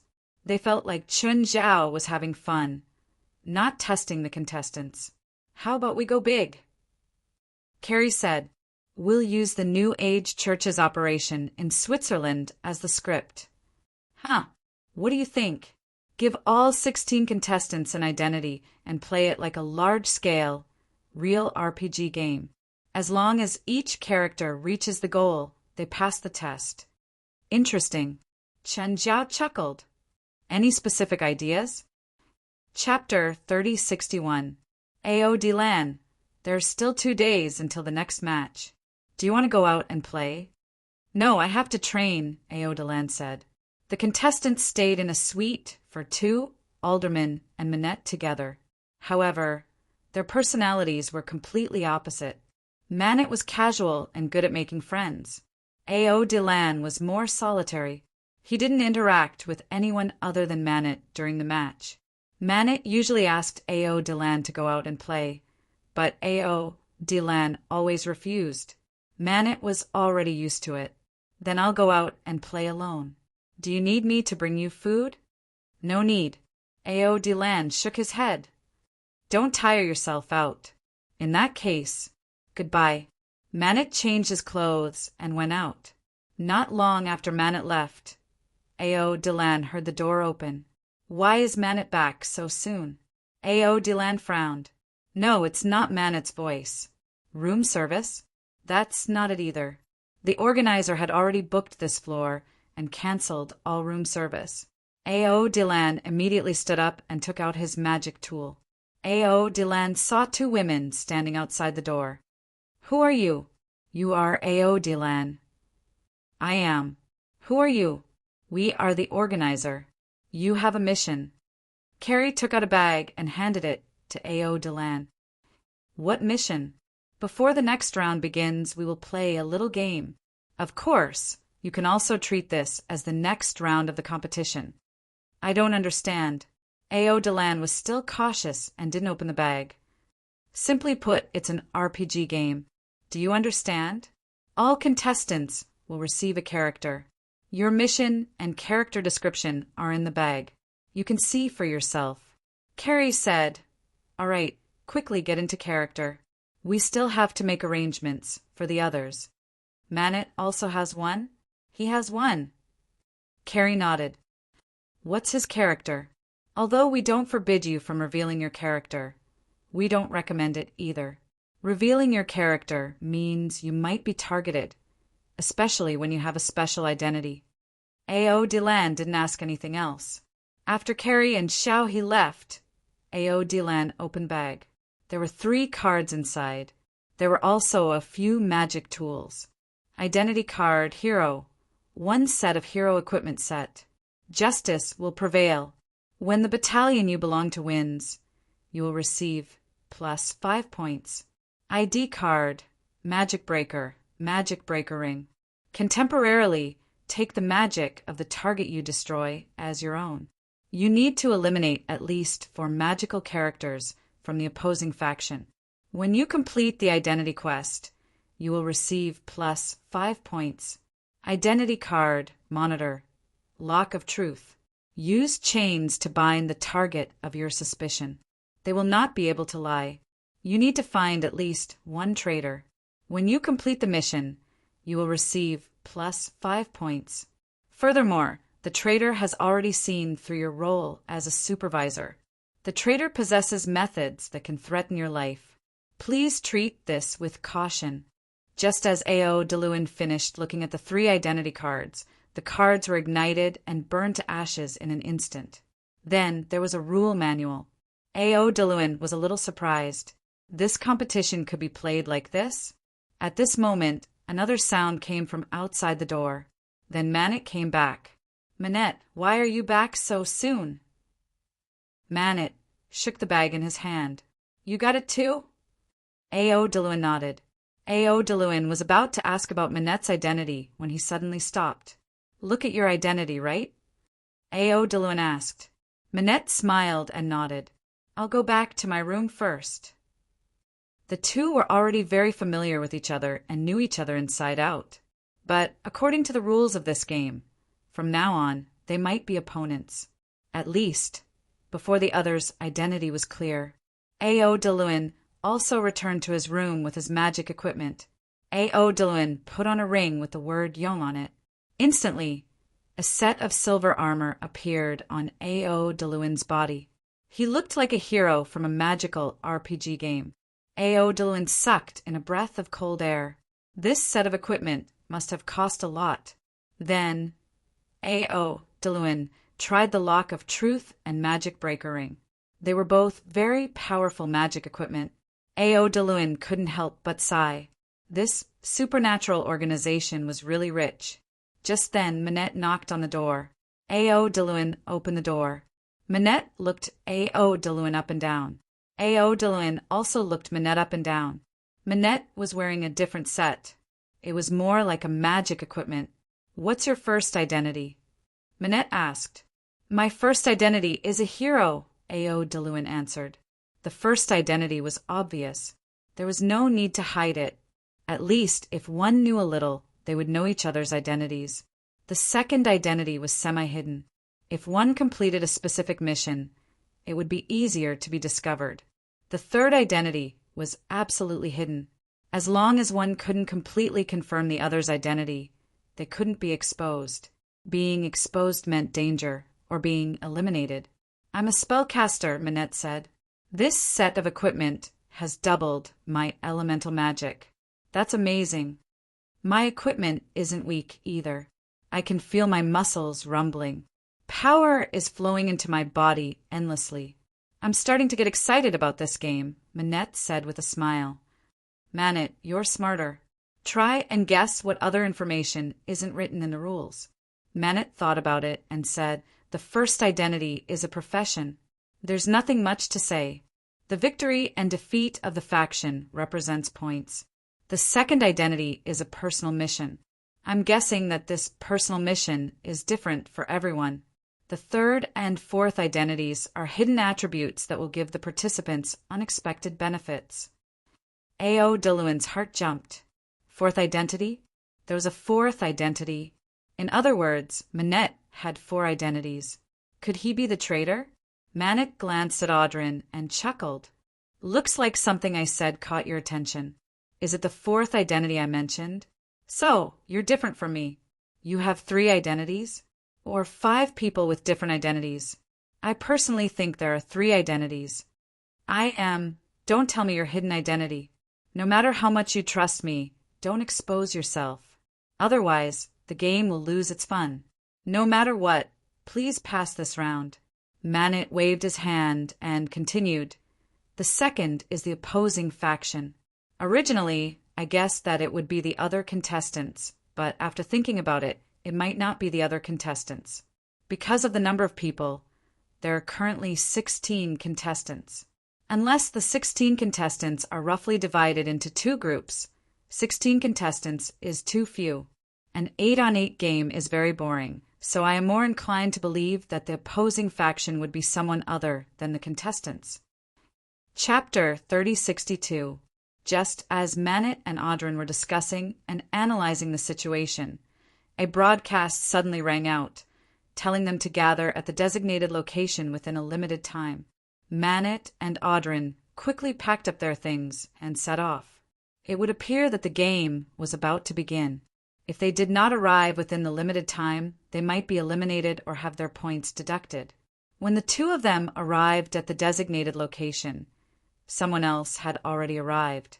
The designated location was the lake at the center of the forest where the first trial had started. The remaining participants were no strangers to this place. One after another, the 16 contestants arrived. At that moment, Carrie and Xiaohe arrived as well. Carrie clapped her hands and said, "Everyone, come over here." Everyone gathered in front of Carrie and Xiaohe. All of you should understand the rules this time, right? If there is anything you do not understand, you can raise it now. I have a question. Carrie looked at the participant who had raised the question. Do you have a question? All right, you are now eliminated. You still have a question now? Either you have no brains or you're not serious. Carrie pointed at the participant who had raised the question. The ring on Carrie's finger suddenly flashed with light. The participant was lifted into the air by an invisible force and thrown out of the forest. This scene was not unfamiliar to the participants at all. All right, the small fries are gone. Now, do you have any questions? The remaining 15 participants expressed that they had no questions. What a joke. One person had been eliminated just because of a disagreement.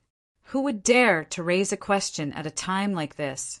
Since it's a fake RPG plot, there needs to be a main plot.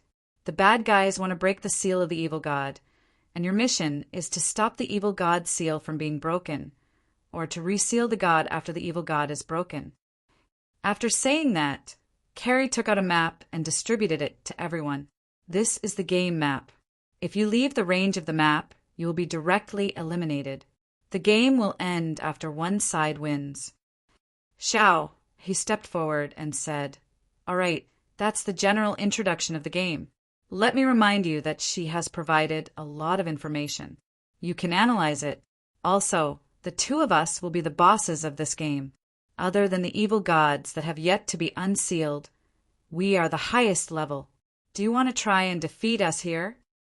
Alderman was about to attack when Minitra stopped him and shook his head. "It seems like no one is going to make a move. What a pity.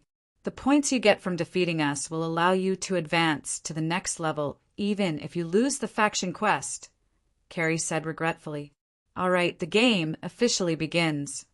With that, Carrie and Xiao, he turned around and left. "Let's go," Manet said.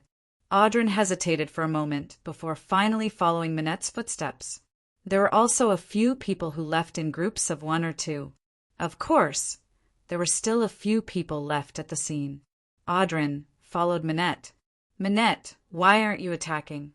No matter how strong those 2 women are, they shouldn't be able to defeat 16 people. To be precise, 15 people. Also, didn't you see that women send one person out? The one who was sent out should be eliminated, right? It's a special item that woman has. But if we had attacked, are you sure she wouldn't have used that item to eliminate us? Then why can't we stay here? Isn't it better to move together?" Audrin asked. "It's more dangerous when there are too many people. Although it's an RPG game, this game should also be a werewolf killing game. The traders are like werewolves, so there must be a profit. Isn't it good to have a profit?" "No, it's very bad." Audrin stared at Manet. "You aren't a trader, are you?" Manet stretched out his hand and revealed a strange-looking bracelet. This is called Ring Sense. It's a prophecy magic item. When activated, it can detect the color of your underwear today. Of course, it also includes all your identity information.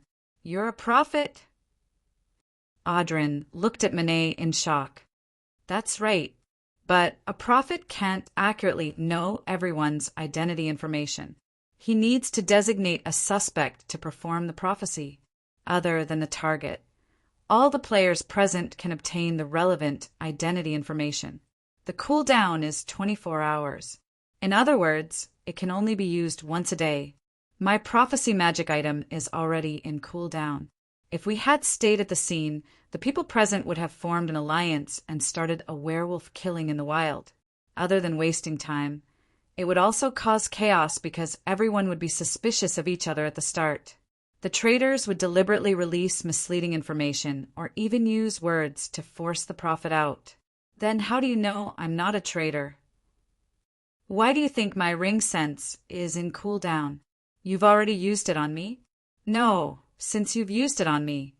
Doesn't that mean everyone else knows my identity? I used it in the hotel. What? You could use it at that time? This is a small trick. First, confirm the ally. I need a trustworthy partner, not a suspicious team.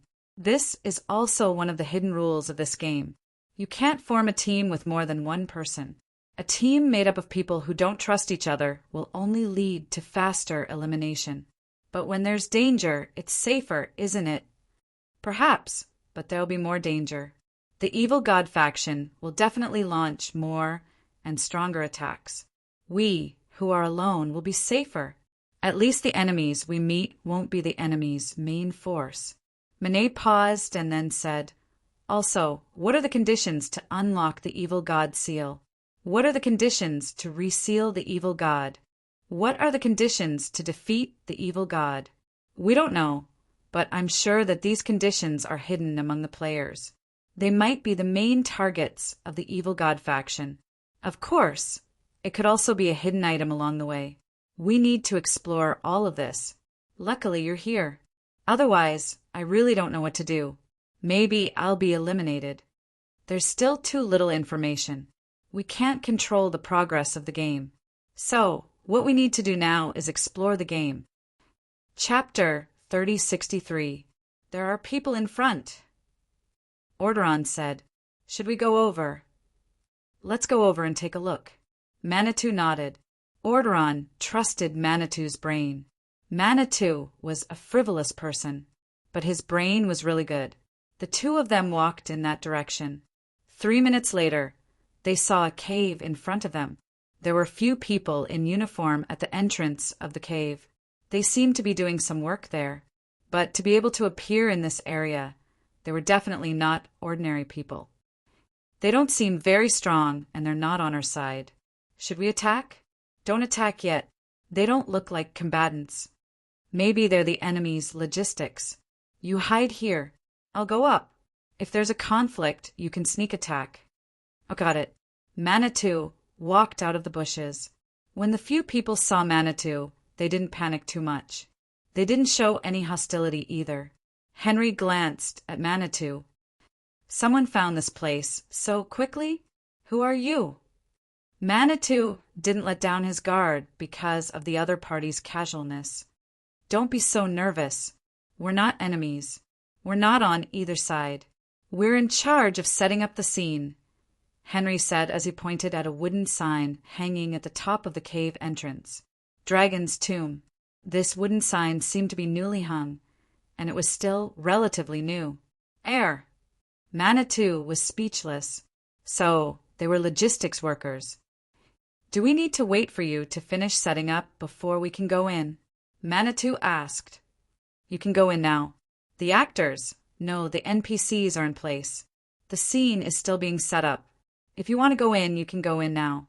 Manitou gestured to Orderon, who was in the bushes behind. Orderon walked out of the bushes. Manitou, what's going on? Manitou explained and said, This dragon's tomb should be a pocket dimension. Maybe there are some clues or items. The two of them entered the cave with the sign. Along the way, there there were a few workers in uniforms going in and out. After entering the deepest part of the cave, the two of them were shocked by the scene before them.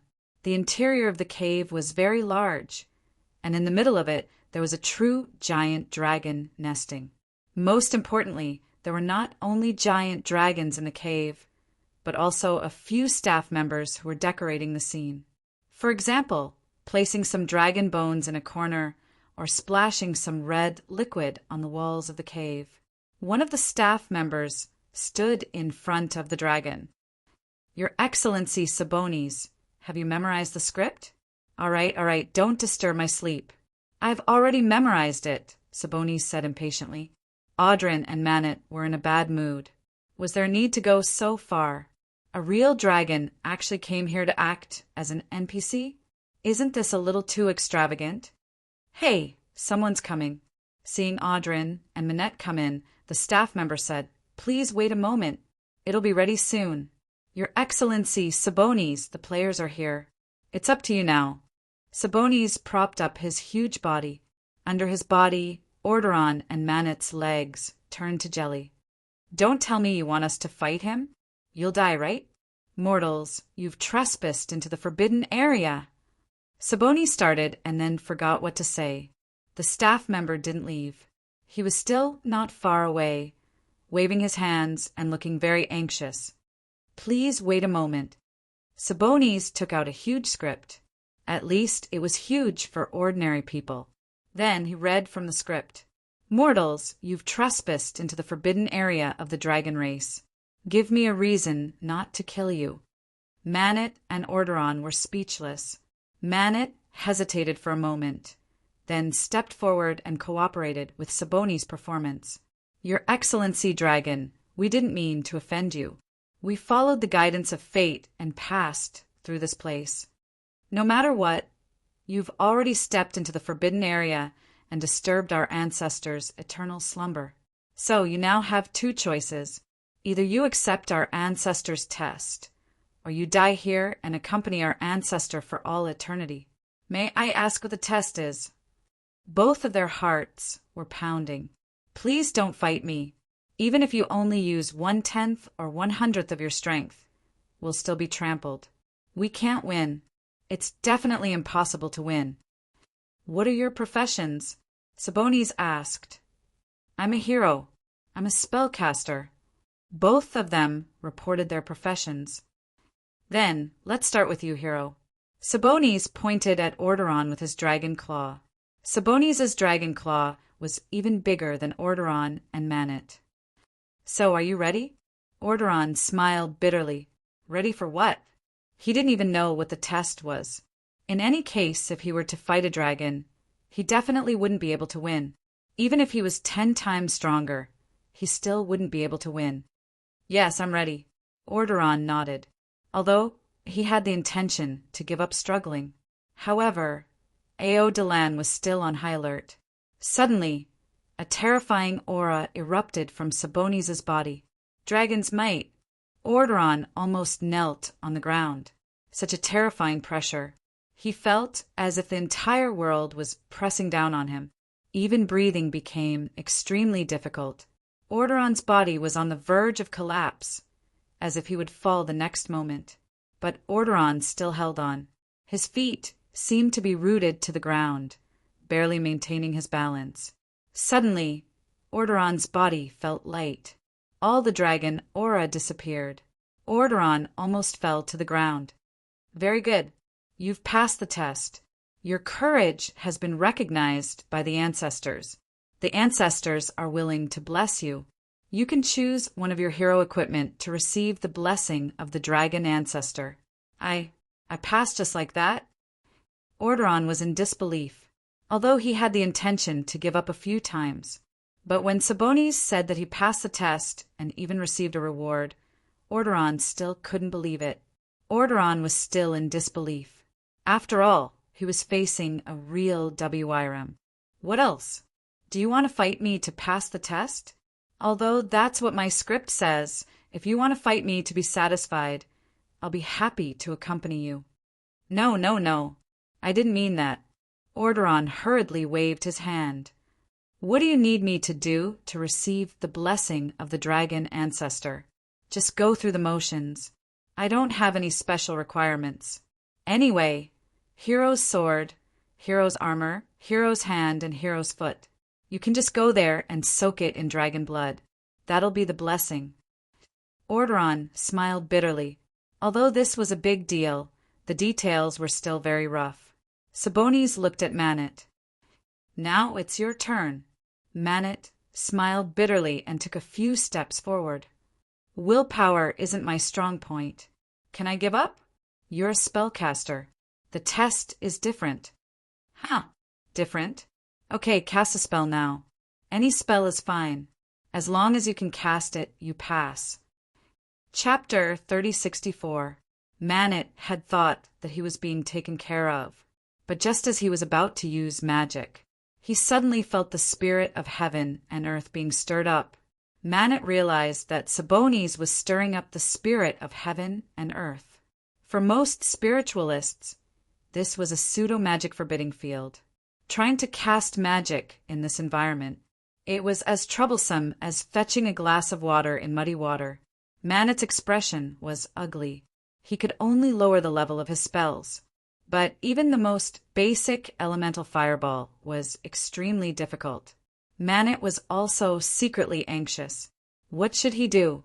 Manet saw the disappointment and mockery in Sabonis' eyes. Suddenly, Manet thought of an idea. A very dangerous idea. Absorb the chaotic spirit of heaven and earth into his body. He might be injured before the spell was fully unleashed. Absorb the chaotic spirit of heaven and earth into his body and then refine it a second time. But Manet had estimated that if he used the lowest level of magic, it would be impossible for him to do so. He would be injured, but he wouldn't die. Manet decided to take the risk. The game had just started. It would be embarrassing if he was eliminated. Of course, there was another more important reason. Manet came from a small family. There were only 2 or 3 kids and pitifully few resources. The so-called small family was actually just 3 households with a dozen people. How scarce were resources? For a low-level magic tool, 3 generations of 3 households had schemed against each other for more than a decade. From his grandfather's generation to his cousins of this generation, all sorts of plots and schemes had been used just to get this magic tool. Manet's family was the one that had failed, and as compensation, he got a spot in the supernatural youth fighting competition.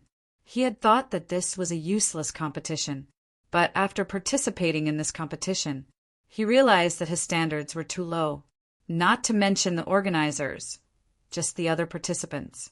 There were all sorts of magic tools that were much more powerful than the magic tool in his family. As for the organizers, the supernatural organization, their generosity was even more shocking. And Manet got some uncertain information from the grapevine. A few eliminated contestants had joined the supernatural organization. Every time Manet said that he was going out to play, his main purpose wasn't to eat, drink, and have fun, but to find out some information. He confirmed the authenticity of this information. He also found out that one of the siblings was favored by the supernatural organization. Their names were Disser and Sildia. This pair of brother and sister were very weak.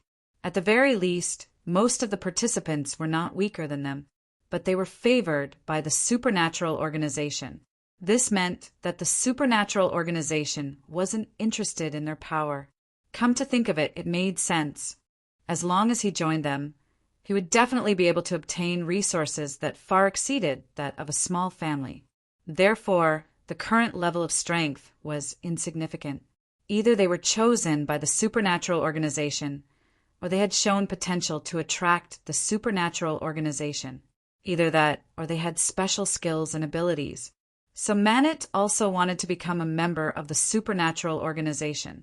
In that case, he didn't just have to display his strength.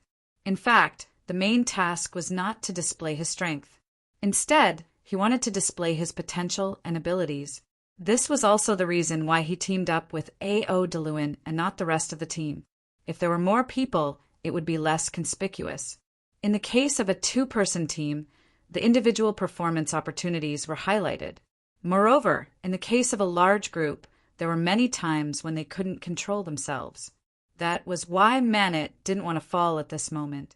The supernatural organization had already displayed a shocking amount of power. The first trial might seem ordinary, but that time the Watcher was extremely powerful. As for the game this time, it was called a game, but it was an extraordinary game.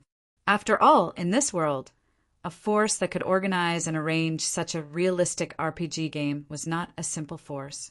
As for entering the government department, Manet didn't even think about it. Eagle Hound sounded like a big name and seemed to have great power, but in reality, they were the police of the spiritual world. They worked like a cow, received a dog's salary, and faced dangerous situations. So no matter how he thought about it, the supernatural organization was the most suitable for his goal. They had power, and enough capital, an environment to grow up in. These were all things he dreamed of. Sabonis' eyes lit up. Manet's aura changed. Manet had no secrets in Sabonis' eyes. The difference in power and level. This allowed Sabonis to see through Manet at a glance. Magnet's palm began to glow red, and a small but stable fireball appeared in front of Sabonis. Manet pushed, and the small fireball smashed into Sabonis' face. But this small fireball didn't even burn a single scale. The next moment, Manet spat out blood. His face was much weaker. "Not bad, little guy." "You passed the test too?" Sabonis said. Sabonis said, "I think highly of you. I see wisdom in you. Now, you can also receive the same reward." Sabonis paused and said, "At the same time, you will also receive a piece of information. Head to Death Canyon. There's a witch cursed by death there. She was an adventurer from 1,000 years ago. She and her teammates defeated the evil god, but she was also cursed by the evil god. She has been looking for a new generation of adventurers who can inherit her power. Maybe you are the people she is looking for. Respected dragon, can you tell us who are the people who want to break the evil god's seal?" "It's... Hey, Sir Sabonis, you can't say that." The staff beside him quickly stopped him. "All right." Sabonis shrugged. "This is also part of the game. You can decipher it yourself. Actually, I don't like my current character. Boss should have arranged another identity for me, like the final boss or something.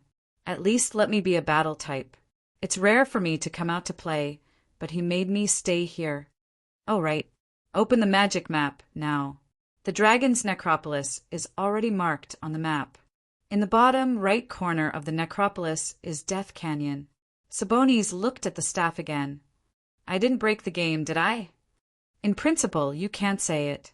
They have to explore it themselves, but forget it." The staff was helpless too. He had already said it. What else could he do? After enhancing their equipment, Manet and Orderon hurried to Death Canyon. Not long after they left the necropolis, they saw a battle ahead. Chapter 3065. One side of the battle was the main force. The other side was the evil spirit emitting a cold aura. Spirit bodies that could go shopping during the day were basically not ordinary spirit bodies. It was afternoon and the sun was high in the sky. It was the time when the yang energy was at its strongest. It was almost June and the weather was getting hotter, but the evil spirit wasn't affected at all. It was facing 7 spiritualists alone and had the upper hand. Not only was it unaffected, but the surrounding environment had also turned cold. The trees and flowers were covered in a layer of frost. "Can't you fucking do something?" "I can't keep acting anymore," Pamela said unhappily. "You can't get close to me. Can't you attack from afar?" Outside, Manet and Orderon were speechless. The players were even more embarrassed. They wanted to too, but they really couldn't beat it. Even though the spirit was floating in place, their magic power seemed to be frozen. What exactly was this spirit? They had never heard of such a cruel spell. She seemed to be surrounded by an indescribable sense of oppression. Even magic power was frozen. What kind of terrifying power was this? They could retreat far away and attack from afar. But this circle was at least 20 meters wide. How could they attack from 20 meters away? Pamela thought that she had a good temper. But facing these rookies, she couldn't control her emotions and flew into a rage. What's wrong with you? When you saw me, didn't you put a shield on yourself and hide far away? Now you can't even retreat. I really have to give it to you. Pamela shook her head. Forget it, stupid mortals. You're so weak and useless. Sacrifice a soul now. The group of 7 looked at each other. No one wanted to be sacrificed. Just then, a woman pointed at a teammate. I choose him. With this woman as the starting point, and she seemed to have some authority in the team, the others all pointed at that teammate. No, you can't do this. You don't have the right to sacrifice me. How can you? The person shouted agitatedly, but no one cared about his will. Then it's up to you. Pamela spat out a breath of cold air at the man. In an instant, the man was frozen into a block of ice. Okay, you can leave now. Pamela retracted her cold aura. That group of people didn't look good. They hadn't gotten anything from Pamela and they'd lost a person. Just then, Pamela looked at the bushes to the side. It was where Manet and Audrin were hiding. Do you two want to accept my test? The remaining 6 people were surprised. There was someone else beside them. Seeing that their cover had been blown, Manet and Audrin could only walk out. Originally, they had planned to come out after those people left. But now they had no choice but to come out. Those 6 people knew Manet and Audrin. After all, there were only 16 contestants left. Even if they were not familiar with each other, they would at least have a common sight. Moreover, after a few consecutive matches, everyone knew each other well. Honorable Madam, we know our own strength. We are no match for you. Manet and Audrin knew that this female spirit was also an actor. Moreover, judging from the strength she had displayed just now, it was impossible for her to escape. It was definitely not to be underestimated. They didn't even see her attack, but she'd already suppressed the 7. The strength of the 2 of them was not necessarily stronger than that of the 7 opponents. Therefore, if they were to fight, they would definitely not be able to defeat this spirit body. The difference was too obvious. They had no chance of winning. I won't attack you directly, nor will I use defensive skills. As long as you can use physical or magical attacks to break through my defense, you pass the test. The time limit is 10 minutes. If you succeed, you'll obtain a powerful and loyal spirit servant. This spirit servant can help you fight and also provide you with unexpected information. What if you fail? One of you will be sacrificed to me, just like that guy. Pamela pointed at the unlucky guy she had frozen not far away. They'd seen Pamela's test from the side. Manet was a bit hesitant. Pamela had said it lightly. She didn't use offensive or defensive skills. She just stood there and let them attack. As long as any of their attacks could touch Pamela, they would pass. But was it really that easy? Manet was about to refuse, but Audrin said loudly, Okay, we accept. Wait. Audrin, you're too impulsive, Manet grumbled. To be honest, he didn't want to accept this test. It might be more difficult than Sabonis's test in the Dragon's Tomb. It's okay, Audrin said. If you fail, I'll be the sacrifice. Then are you ready? Pamela asked. Wait, let's pull away first. Manet hurriedly pulled Audrin and ran. No. Audrin shook off Manet's hand. Manet, you know I'm an enhancer. It's not good for me to run too far. Didn't you see what happened to those people? If you go near that lady, you'll probably be frozen into ice. I'm not afraid. Manet smiled bitterly. It wasn't a matter of whether he was afraid or not. Forget it. Manet ran 20 meters away by himself. On the other hand, A.O. de Luynes stood about 10 meters away. Suddenly, a terrifying cold current exploded from Pamela's body again. Manet stood 20 meters away, even though he could feel the cold air blowing against his face. He also felt the cold current, but it didn't affect him much. As for A.O. de Luynes, who was standing about 10 meters away, he was having a hard time moving. Manet was shocked. Just now, he had sensed Pamela's power, but didn't think much of it. But now that he was facing her, he realized it wasn't like that at all. This spirit wasn't any weaker than Saboni's. The cold current hid a faintly discernible and terrifying aura. It all meant that she wasn't an ordinary spirit. Standing in front, Orderon felt it even more strongly. Manet, stand behind me. Manet immediately understood Orderon's intention. He wasn't stupid. He actually had such an idea. Orderon wanted to block the cold current himself and let Manet attack. Chapter 3066. Audrin was very strong. His body was already covered in frost. But Audrin still forced himself to move forward.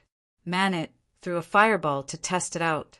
The fireball was extinguished by the cold air halfway. Although Audrin had blocked most of the cold air, it was still very cold. Even so, the remaining cold air was still bone-chilling. Manet, hit me with your explosive fire. Audrin, don't go crazy. Manet was anxious too. Audrin was in front because he believed in his abilities. He also wanted to finish this as soon as possible. But Pamela's abilities still made them feel despair. Hurry, Manet. My body is going to freeze. Manet looked at Audrin's back. He suddenly felt that he was very tall. Manet looked at Pamela and made up his mind. He quickly brewed an explosive fire in his hand. Manet locked onto Audrin's back and shouted, I'm coming, watch out! Manet threw the explosive fire at Audrin. The explosive fire had been weakened by half by the cold air during its flight. Right now, Audrin's body was almost frozen. The moment the explosive fire hit him, flames engulfed Audrin. But the next moment, the flames were quickly extinguished by the cold air. In that instant of explosion, the ice on Audrin's body shattered. Not only was Audrin not injured, but he also used this opportunity to break free. Seizing the chance, Audrin suddenly charged forward 2 steps. However, even these 2 steps were extremely precious to him. Audrin could not take another step. Again, use a stronger fire spell. Pamela's lips curled into a smile. The cold air was slightly weaker. Manet's performance was above average, and Audrin's performance was extraordinary. Manet remained to be seen. Just this performance alone was enough for him to stand out in the eyes of the observers behind the scenes. So, there was a high chance that Audrin would become her colleague. Of course, even if he entered the supernatural organization, he would most likely be an outer member. After all, he was still too weak and didn't have many special characteristics. In fact, the bosses in charge of the level had another identity. That was the hidden judge. Besides them, there was another group of people watching in front of the screen. This guy's not bad. He has some battlefield intelligence, Jolanash said. What's his name again? Aodeluin. Gaia said. It's a pity that his personality overlaps with mine. Otherwise, he would be a very good teammate when he grows up. You can join our team, Moyle said. At least half a year later. He's still too weak, an elite said. Holmes Davis and Nina stood behind the crowd. Neither of them dared to speak. They were both newcomers and they were only outer members. Apart from the 2 of them, everyone else was an official member. To them, they were all big shots. However, they were still lucky, although he was an outer member. However, their talents and compatibility were not bad. Therefore, it had already been reserved by Gaia and an elite. So now they had the honor of being the audience. Captain Gaia, those people over there seem to have quite a bit of strength. At the very least, they are not inferior to these 2, Nina said. No, their brains aren't good. Gaia shook his head. Not only do they have no special characteristics, they don't know how to cooperate. In the end, they even forcefully sacrificed one person. If one of them didn't vote, I could have brought that person into the supernatural organization, but none of them refused to vote. These people will definitely not enter the supernatural organization. That wasn't teamwork. That was betrayal. No one would like such people, no matter how strong or talented they were. The supernatural organization wouldn't want them. and no team would want people who would sacrifice one person for everyone's safety in times of danger. That Manet isn't bad too. Reiko, I think he's suitable for your team. Don't ask me, Nagasaka Reiko said. I can't make the decision without the captain. Nagasaka Reiko was in Hallie's team. Because Hallie's had a performance mission, Nagasaka Reiko was in charge of supervising the selection of reserve members. Every team would either have their captain or their team members here. It was mainly to select reserve members for each team. He's strong and smart, Angelit said. He can calmly analyze the situation in a situation like this and react calmly. He's above average, but his perception is weak. Didn't he notice that Pamela's power has weakened? He can walk forward a few meters and close the distance between him and Pamela. His magic should be from a small family, Jalanash said. It's not easy for him to reach this level. Do you expect him to learn anything else? Also, the smaller families basically give up on perceptual spells. They focus more on offensive spells, Jalanash said. That Manet also used elemental magic, and he knew all 4 elements. He was on the same path as Jalanash, but the difference in power between the two was like heaven and earth. Jalanash's perception had been quite weak back then. Even if an evil spirit was circling behind her, she might not be able to detect it. It wasn't until last year, when her power reached a bottleneck, that she started studying perception spells. She used it to make up for her shortcomings in battle. Plus, she came from a small family, so she could understand Manet. She saw her reflection in Manet. Count him in. He'll join my team. I'll lead him, Jalanash said. Back at the scene, Manet and Orderon finally passed Pamela's test. Of course. That was if Pamela secretly went easy on him. It couldn't be helped. If Pamela really gave them a hard time, all the players together wouldn't be able to pass. As for whether they gave them a hard time or not, it depended on Pamela's impression of them. For example, the group of players not far away. Pamela's impression of them couldn't be worse. The 6 people standing in the distance all didn't look good. The woman in the lead's face was as cold as ice. Aluntarai, they passed. Shut up. I have eyes, Aluntarai said coldly. Aluntarai said coldly, they're just stepping on us. If we didn't find out that spirit's ability first, the 2 of them wouldn't have ended up any better than us. So we're just going to let them go. Let them take all the benefits? Wait, let's follow them, Aluntarai said softly. Aluntarai said softly, I want them to know that it's not that easy to take advantage of me. Chapter 3067. Manet and Orderon hurriedly left after receiving the rewards. They obviously saw the malicious gazes of Aluntarai and the others in the distance. They also wanted to keep a low profile, but it was hard for them to back down now. The 2 of them quickly left the scene. They knew that someone was chasing them. They didn't dare to stay any longer. But it wasn't like they had no chance of winning. The rewards they had just received were quite tempting. While running, Orderon said, Manet, we might not be weaker than them now. Why should we run? That's right. The 2 rewards had made Orderon and Manet's strength soar. Orderon was even a little giddy. In the spiritual world, 1 + 1 wasn't equal to 2. The effect of increasing strength wasn't as simple as adding or subtracting. Orderon, you're wrong. We're avoiding them not because there's a difference in strength between us and them. Manet shook his head and said, First of all, we have to ensure the faction's victory. That's the biggest prerequisite. This game isn't as simple as a game. I believe that any of our choices will affect our final judgment. If we make sacrifices for the sake of victory, as long as there's value, individual sacrifices are acceptable. That's why we need to avoid infighting. I don't know if there's a spy among the group that's chasing us, but I'm sure that most of them are from our faction. That's why if we fight them, no matter who wins or loses, the Justice faction will suffer in the end. And to clear this game, we definitely can't just rely on you and me. So we have to avoid battles that need to be avoided. Also, this is for our own protection.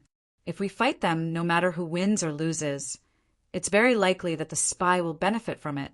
Right now, we can't confirm who the spy is, so we have to avoid contact with other players as much as possible. At this moment, Manet took out a small bottle and injected a bit of mana into it. A spirit emerged from the bottle. Master, I'm your servant, Mallory. I'm not a combat-type spirit. My character is an observer spirit. What can I do for you? Manet wasn't disappointed that his spirit wasn't a combat type. On the contrary, his rationality told him that in this situation, Mallory's ability was more practical. Is there any way to get rid of those people behind us? Master, I can provide a few routes or some suggestions, but I can't guarantee that I'll be able to shake off the pursuers behind me. What kind of advice? First, head to the various trial regions. There are some strong existences in those regions. If they are from the Order faction, they are not allowed to use force in those regions. Otherwise, they will be lured to the opposing faction's region. You can provide us with the locations of all the areas. Manet asked in surprise. Their current magic map only showed the areas that they had been to, and the areas that they had not been to were just shadows. No, I'm like a regional map. If there's a special area within 10 square kilometers, I can tell you. Marali said, in addition, I can tell you the location, movement, and speed of all living creatures within a kilometer radius. Are there any special areas within your perception range? Yes, there is a dark spirit swamp on the left in front of us. There are a large number of aggressive spirits in that swamp. Can Ordern and I deal with the spirit in the dark spirit swamp? If it's an ordinary spirit in the dark spirit swamp, it's fine. However, there are some special spirits in the dark spirit swamp that are very powerful. In addition, if you defeat the special spirit, you can fuse with me to improve my characteristics or develop other abilities. Ordern looked surprised and asked, as long as there's a supporting spirit, it's possible, right? Yes. Marali nodded. Is the spirit in the dark spirit swamp an actor like you? Manet asked. No, those spirits can be destroyed. As for the so-called fusion in the setting, it's actually for me to show more of my strength. If you defeat a powerful spirit, I'll show more of my strength. Anyway, that's the game's setting. All right. Manet smiled bitterly. He had thought that Marali was an ordinary spirit, but it turned out that he was also very powerful. From the intelligence he displayed, he could tell that he was not ordinary. Ordern took out the small bottle that contained the supporting spirit and also injected magic power to summon his own supporting spirit. Doris, at your service. I'm a combat-type spirit. Doris was a female spirit body, and her body was also cold. It felt like she was the same as the previous terrifying spirit body, but Doris was obviously not as strong as the previous spirit body. Doris, you said the wrong line, Marali reminded. Whatever, don't mind it, Doris said disapprovingly. Her character was obviously more casual, while Malali was more old-fashioned. Doris said that because I'm a combat type for the game's balance, I can only use 1/10 of my power. Also, I can only fight for you for 5 minutes. There's a time limit? Ordern suddenly looked like he was about to cry. I can't help it. I calculated it based on the level of your magic power. If I'm your spirit or the spirit you control, your magic power can only sustain me for 5 minutes at most, and that's under the premise that my power is suppressed. If I go all out, you'll instantly turn into a dried corpse. Manet rolled his eyes. If you devour the spirit in the dark spirit swamp, you can fight longer and increase your power, right? Yes. Doris nodded. Marali, the people following us are still behind us, right? Yes, but they don't plan to make a move for now. Is there a way to hide our tracks? My main function is detection and perception.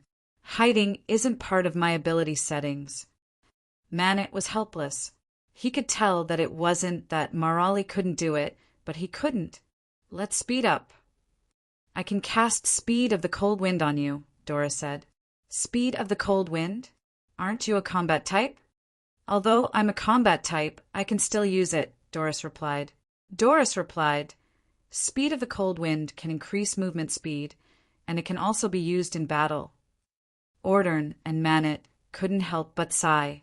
Having such a supporting spirit was really too convenient and practical. Chapter 3068. They suddenly sped up. "Quick, let's pick up the pace," Aluntrai ordered. However, the more they chased, the further they were left behind. Unless they all used their mana and used acceleration spells. Otherwise, they wouldn't be able to catch up to them. If they used acceleration spells now, it would mean that they were damaging their own mana. Every bit of their magic power was very precious, and they couldn't just squander it here. Even if they used acceleration spells, they would only use them during the battle, not when they were on the road. Therefore, the end result was that they were left behind. In the end, they completely lost track of them. They knew that the two in front must have used acceleration spells. However, they didn't have the courage to do so. Maintaining acceleration spells for such a long time would only result in one of them running out of mana. It was indeed a strategic value to chase after them now. However, they needed at least 2 people to use acceleration spells to maintain their speed. However, who would be willing to choose 2 out of 6 people to run out of mana? Everyone was in an alliance, not a superior and subordinate relationship. Sacrificing one before had already caused their relationship to become strained. No one would be willing to sacrifice themselves at this moment. Everyone stopped. They didn't look too good. "Those 2 must be from the evil faction," Aluntrai said while clenching her teeth. "Maybe they didn't team up with us. It doesn't mean they are from the evil faction." Aluntrai frowned and looked at the player who disagreed with her. "Gru, what do you mean by this? Don't tell me you're with them." "I think you are." Gru retorted without fear. "I noticed that you have been inciting infighting since we started working together. You even assumed the role of the leader. We never agreed for you to be the leader. But as the leader, you didn't do anything. Instead, you put us all in danger." The spy couldn't wait anymore and jumped out to frame us. Aluntrai looked at Gru with a cold smile. "I believe we have a prophet in our team. Maybe we should let the prophet check on our Mr. Gru." This kind of blatant framing is not something a player of the righteous faction should do. One had to admit that although Aluntrai made a few mistakes, they weren't intentional. On the contrary, Galu's words made them vigilant. His blatant accusation was too direct. At the same time, it also made people feel that Gru's purpose was too strong. Even if Gru had been a little more tactful, he wouldn't have been so repulsed. "I am the prophet," Jellu snorted coldly. "So you don't have to provoke us." Aluntrai looked at Gru calmly. "Prove it to all of us. You said that I'm from the evil alignment, so I have to doubt your purpose." Gru took out a very thick magic book. "This is the Book of Perception. It can sense people from the evil alignment, but it has a 24-hour cooldown. Then come at me. Prove my innocence and prove what you said," Aluntrai said firmly as she stood in front of Gru. "Do you think I'll back down just because you said that?" Gru injected magic power into the Book of Perception. In an instant, the Book of Perception started flipping. Finally, the Book of Perception stopped flipping. At the same time, a light screen jumped out from the pages of the book. Identity card, assassin, hides in the dark. Every attack you make from the back has a 50% damage bonus. Identity card, leader. Under your leadership, your teammates will have a 10% magic bonus. Identity card, fated messenger. You are the one destined to be. You will receive 50% more rewards than others in all areas. Identity card, nature's guardian. You repair areas that are not natural and destroy unnatural creatures. You will receive rewards that no one else has. The remaining for all saw Aluntrai's information. None of the 4 cards belonged to the evil alignment. Gru's expression was a little unnatural. Aluntrai's expression was even worse. "All right, you've wasted a skill, and I've proven my identity. But you've exposed both of our identities at the same time. Are you satisfied now?" Not only did they fail to find the spy from the evil alignment, they even blew themselves up. There were 6 people in the team, so there was a high chance that there was a spy among them.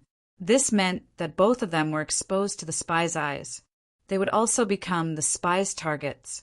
Aluntarai's identity as the leader and Gru's identity as the prophet. Both of them posed a great threat to the spy. Therefore, they would definitely become the spy's targets. The other 4 all had different expressions. However, judging from their expressions, it was almost impossible to tell who they were. Gru was a bit embarrassed. He swore that Aluntarai was the spy of the evil alignment, but it turned out that she wasn't, not to mention that she was a natural leader. In other words, she was the undisputed leader of the team. Now, not only did he blow himself up, he also exposed Aluntarai's identity as the leader. This was very awkward. Actually, this is fine, isn't it? One of the team members stepped forward and said, "At least your identities are clear. As long as we stick to Aluntarai and stick together with her, and don't go against her on the general direction, the spy of the evil alignment won't be able to do anything, right?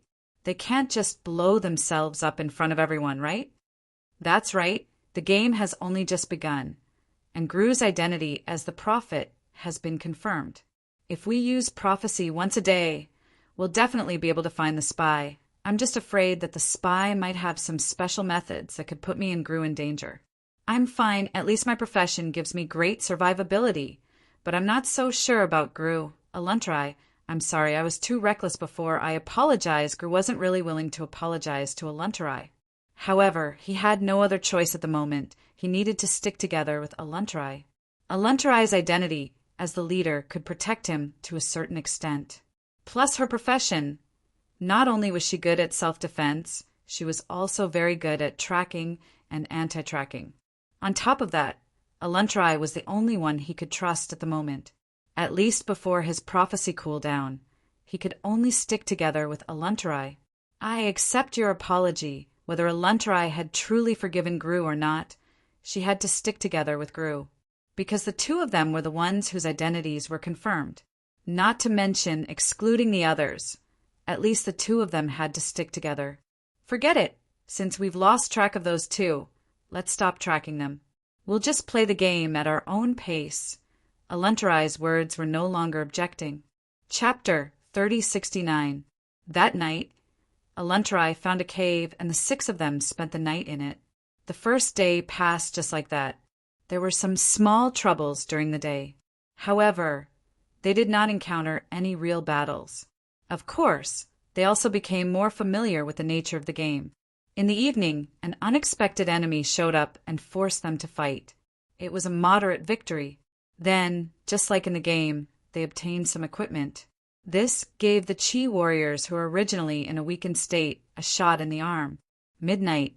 Suddenly, they heard someone yelling. They all opened their eyes in annoyance. They realized that it was their teammates who were on night watch. "Get up! Get up!" The teammates yelled. They were all impatient. "What are you doing? Why are you not sleeping in the middle of the night?" Aluntarai stood up and asked with a frown, "What's going on?"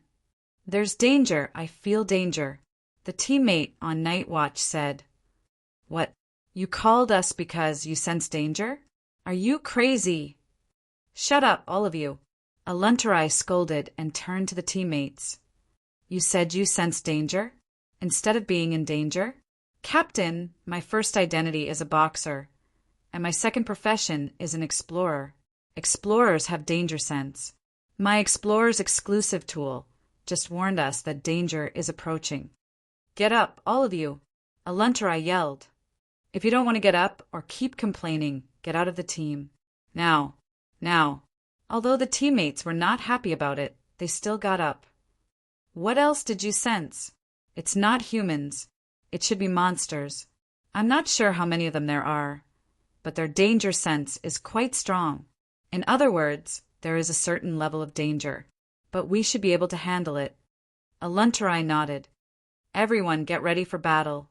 Soon, a large group of monsters appeared outside the cave. Their pupils were especially obvious under the night sky. Soon the monsters showed up. There was no communication. It was just a fight. The scene was extremely chaotic. They were competitors after all, and they did not know each other for long. Therefore, they did not cooperate during the fight. They attacked wherever they went. Occasionally, one or two tried to cooperate. The result was that they interfered with each other. Don't force yourself to cooperate. Aluntarai said, "Keep some distance from each other in case the spies try to assassinate you." Gru unconsciously moved closer to Aluntarai. Aluntarai's words reminded him of something. Apart from Aluntarai, everyone else was unreliable. Suddenly, Groucho froze. "Gru, don't just stand there.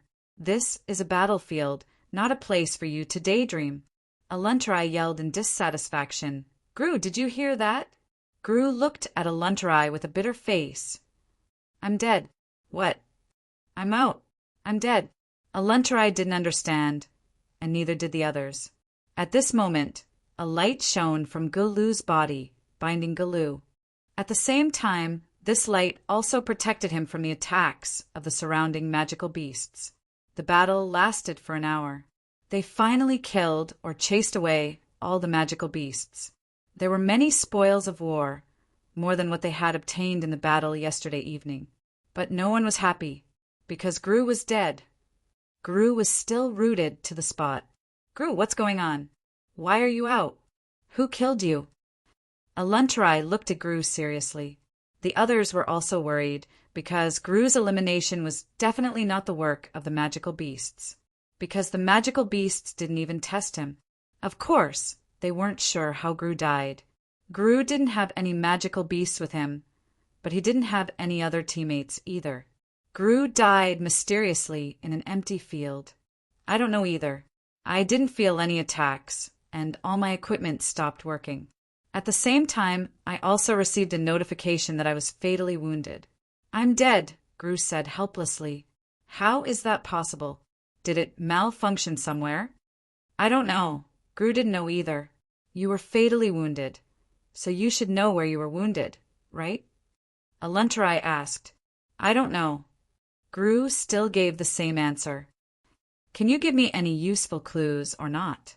Aluntarai's annoyed tone revealed her dissatisfaction. "I don't fucking know what's going on either." Gru also cursed. "I'm out, what can I say?" He was more depressed than anyone else right now. He wanted to seek Aluntarai's protection, but in the end he died mysteriously. The spy of the evil faction has a killing technique that we don't know about? If the spy really had such a killing technique, he would have done it a long time ago. Why wait until now? Maybe this killing technique requires special conditions, or the cooldown is too long, or maybe this technique has a certain success rate. If it fails, he would have exposed himself. Aluntarai frowned and glanced at everyone in the field. Was there anyone standing behind Gru just now? The scene was a little chaotic just now. I only know that no one was near Gru, but I don't know if there was anyone behind him. Everyone was either guessing or reminiscing about the past. However, no one had any solid evidence. The only person who could be cleared of suspicion was Aluntarai. Gru was trying to get close to Aluntarai to seek protection. Everyone could see Gru's intentions and actions. Gru had even personally verified Aluntarai's identity during the day. The night watcher Kurita could also be cleared as a suspect. If he didn't remind everyone earlier, they would probably still be asleep. When the demons arrived, they might not be completely wiped out, but at least they would have lost more people. Therefore, Kurita could barely be cleared as a suspect. However, someone stood up at this moment. "Kurita is suspicious." "What? You're saying I'm suspicious?" Kurita was furious. "What do you think I'm suspicious of? Maybe Gru wasn't knocked out by a magic attack. He was cursed or poisoned, maybe while he was sleeping. Kurita was a night watcher at the time, so he's the most likely suspect." Even Gru looked doubtful at this moment. Aluntarai waved her hand. "Do you think we were all asleep? No one could sleep soundly in such an environment. If Kurita did anything wrong, more than 3 people would have jumped up. So, Your speculation is too far-fetched. Chapter 3070. With a Lunterai's guarantee, the others let go of their suspicions about Kurita. However, everyone was in danger. Gru was then dragged out of the forest by the light that bound him. Only 5 people were left, and none of them felt sleepy. Only when the sun rose did they regain their spirits. After all, this was a game. They couldn't really die, although they were a bit too immersed in the game. But they wouldn't really feel like they were going to die. One of the team members caught a rabbit and roasted it, distributing it to the others. They also brought their own food. Before the game started, everyone had brought some food, because the organizers didn't forbid them from bringing their own food. As long as they brought enough, they could bring the supermarket over. However, they brought more compressed food with them. It could fill their stomachs, but the texture couldn't be guaranteed. A roasted rabbit was still able to bring them a sense of satisfaction. Fortunately, the wild rabbits in the mountains were extremely large. The 5 of them divided it, but not all of them were full. At least it was enough to satisfy them. However, after they finished eating, they packed their bags and were about to leave. Kurita's body suddenly emitted light. It was the same light as Gru's body. What's going on? What's going on? Everyone looked at Galu in shock. I'm out? Kurita was also shocked. There's something wrong with the roasted rabbit. Everyone looked at Ponder, who was also in charge of roasting the rabbit. It's not me, it's not me. Ponder waved his hands in panic, wanting to say something to prove his innocence. It's not his problem, a Lunterai said. All of us have eaten the roasted rabbit. If there's really something wrong with the roasted rabbit, there's no reason for Kurita to be the only one to be eliminated. Also, before you ate the roasted rabbit, you all used your own methods to check if there's anything wrong with it. Did Kurita check it too? Maybe it's something we couldn't check. Or maybe he only tampered with one of the roasted meat to cover it up. A Lunterai shook her head. Although I don't have concrete evidence, I believe in Ponder. After all, it's too obvious, isn't it? Also, we don't even have evidence to accuse Ponder. That's too arbitrary. Everyone fell into deep thought, but someone still objected. Don't you guys think there's something wrong with a Lunterai? Every time someone had a problem, she would absolve that person, and that person would be eliminated. A Lunterai didn't explain, and the others looked at the man in doubt. Sully, no matter if a Lunterai's explanation is reasonable or not, her identity is confirmed. But I feel like you're purposely trying to smear her name.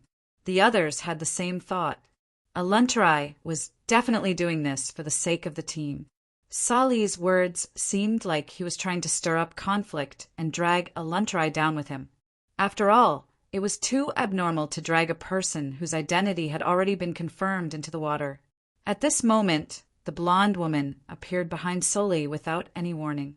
At the same time, a rope appeared in her hand and tied Sully up. Feather, what are you doing? Sully shouted. Sully, you are very suspicious, Feather said. In this situation, if there is a spy from the evil faction among us, I can only assume that it is you. I think you're the spy. I'm just raising a normal suspicion, Sully said. But you took the chance to attack me. I think you're purposely using this chance to kick me out. You're the spy, aren't you? As I thought, you're the spy. Even now, you're still pointing your finger at me. Your goal is to muddy the water, isn't it? Then, Feather was about to kill Sully. Stop! A large hand grabbed Feather's wrist. Lumbo, the only black man in the team, stopped Feather. Lumbo, you want to stop me too? We haven't figured anything out yet, but you're already in a hurry to kick him out.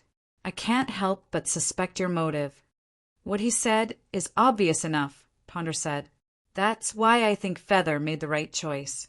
The safest thing to do now is to kick Sully out. You're also a suspect, Lumbo said. You're with Sully, right? Ponder looked at Lumbo. I noticed that you're the same as Sully. You both like to muddy the water. Aren't you also casually trying to climb up to me and criticize me?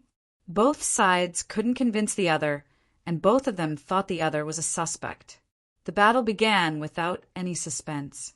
Both sides exchanged blows, each displaying their strengths. The first to be eliminated was Soli, then Feather, followed by Lumbo. Finally, only Ponder was left. There was also Aluntrai, who didn't participate in the battle. Ponder sat on the ground, panting heavily. Then Aluntrai walked in front of Ponder. She lightly tapped the back of Ponder's neck with her dagger. The elimination light on Ponder's body flashed. Aluntrai, why? Why did you do it to me? I'm not a spy. I know I'm a spy, Aluntrai said calmly. What? How is that possible? How can you be a spy? This isn't right. Even until now, Ponder still didn't want to believe Aluntrai. Nothing's wrong. Everything went smoothly. Aluntrai said calmly, a spy's skill deception. It can change the information on my ID card. Even the prophecy of the prophet can be deceived. However, the effect can only last for 1 minute. In other words, if Gru was a minute late, I would have been exposed. Damn it. How can you keep such a skill? This is against the rules.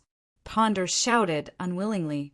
Although this deception effect can only last for 1 minute, it has a 24-hour cooldown. At the same time, in the next 24 hours, all my abilities will be reduced by half. If you had observed carefully during the few battles, you would have noticed that I haven't been able to display my true strength. Then how did Gru and Karita get eliminated? When did you make your move on them? Not only did I deceive you about my identity as a spy, I also deceived you about my identity as a leader. I'm not a leader, but a king. As long as a player's trust in me exceeds 40 points and is within 5 meters of me, I have the authority to make a ruling on that player. I can bestow an ability enhancement to that player or have a 40% chance of ruling him out of the game. The first one is Gru. His trust in me exceeds 100 points, so I have a 100% success rate when I use a ruling on him. The second one is Chi-Ruda. His trust in me exceeds 45 points, so the success rate is also 45%. If the ruling fails, then my identity will be exposed. I have to say, sending Chi-Ruda out of the game is too risky. However, the effect is very good. From the results, this risk is very worth it. Chapter 3071. How can there be such a bugged skill? This isn't fair, this isn't fair. Ponder shouted unwillingly as if he was complaining about the unfairness of the world. Idiot, you have no idea that all of our class traits are related to our own magic traits and identity traits. Some of the skills of our class traits are related to magic in real life. In other words, as players, you and I won't have some extra skills for no reason. If I'm really strong and outstanding in real life, but in the game, I and you are purposely set to be on the same level for the sake of fairness. That would be really unfair. Aluntrai said calmly, You've been playing the game for a whole day, and you still don't know the essence of the game. How stupid. In short, the game depended on who grasped the essence of the game first, and who grasped the essence of the game first, who would have more choices and higher chances of winning. Aluntrai wasn't the strongest in the original team of 7. At least 2 of them were stronger than her. However, they were either slow to react. Before they could fully adapt to the game, they were toyed to death by Aluntrai, or they weren't smart enough. They didn't understand the essence of the game until they died. So, they were all eliminated by Aluntrai in the end. As a small team of 7 people, they had a lot of experience. Starting from the first sacrifice, the time bomb had already been planted. The first sacrifice made everyone's alliance go up in smoke. Everyone started to reject and be wary of others. At this moment, if someone appeared who could win the trust of everyone, or even most of them, then this person would have a high chance of dominating the remaining few. Aluntrai did it. Of course, she had her own ability to do it. At the same time, she needed a bit of luck. In fact, if she was more confident, Aluntrai still had the confidence to eliminate all of them in a few days. Being able to do it in a little more than a day was mostly due to luck. Even though those who were eliminated were unwilling, the outcome was already decided. However, the outcome was already decided. At the very least, Their elimination was a foregone conclusion. This was an unchangeable fact. At that moment, Aluntarai suddenly sensed someone behind her. Aluntarai suddenly turned around. It was Carrie and Xiaohe. She remembered these two women. They were the two who gave her the identity card. Why are you two here? We are the main antagonists, Carrie said with a smile. More accurately, he's on your side. Xiaohe added, you've passed the test of being a spy. You've done it perfectly. So, in principle, no matter who wins or loses in the end, you've passed the test. Am I out too? No, you haven't been eliminated. However, your quest rewards will be very generous. This will cause your in-game strength to far surpass other players. Therefore, if you continue to play the game, you don't need to use any tricks. You can just attack anyone from the righteous faction. That will basically guarantee you victory. Therefore, the positioning of your in-game character needs to be changed. Changed to what? You will be the third boss. Once the righteous faction's players have gathered, you will have a battle with them. Do I need to win or lose? You can use your full strength. You guys are the first and second boss. The two of us are the second boss. The first boss is the sealed evil god. If the righteous faction's players can defeat us within 5 days, you've passed the game. If you can't defeat us within 5 days, regardless of whether you can defeat us or not, the evil god will be released from the seal. By then, all players, including you, can challenge the evil god. Then I've passed the game. There's no point in challenging the evil god, right? Of course there's a point. If you can defeat the evil god. No, even if you perform outstandingly in this battle, you'll receive an unexpected reward. Of course, this reward is hidden. What reward? Relic. Aluntarai sucked in a cold breath. Relic? These two women really dared to say that. Relic. Relic would be something that everyone in the world would fight for. It was even possible for it to cause a bloodbath. But this game, Relic as a reward? Is this a joke? Don't doubt it. Our teacher can still take out a relic, Carrie said. Of course, the prerequisite is that you perform outstandingly. If you face the evil god and get insta-killed, then don't even think about it. Although I've passed the game, it's only the second day. I haven't experienced the fun of the game yet. Aluntarai sighed and said with pity. Actually, she was referring to something else. If you want to continue playing, then continue with your original identity and remove the spy identity. But you won't get any points from the game until you defeat the evil god.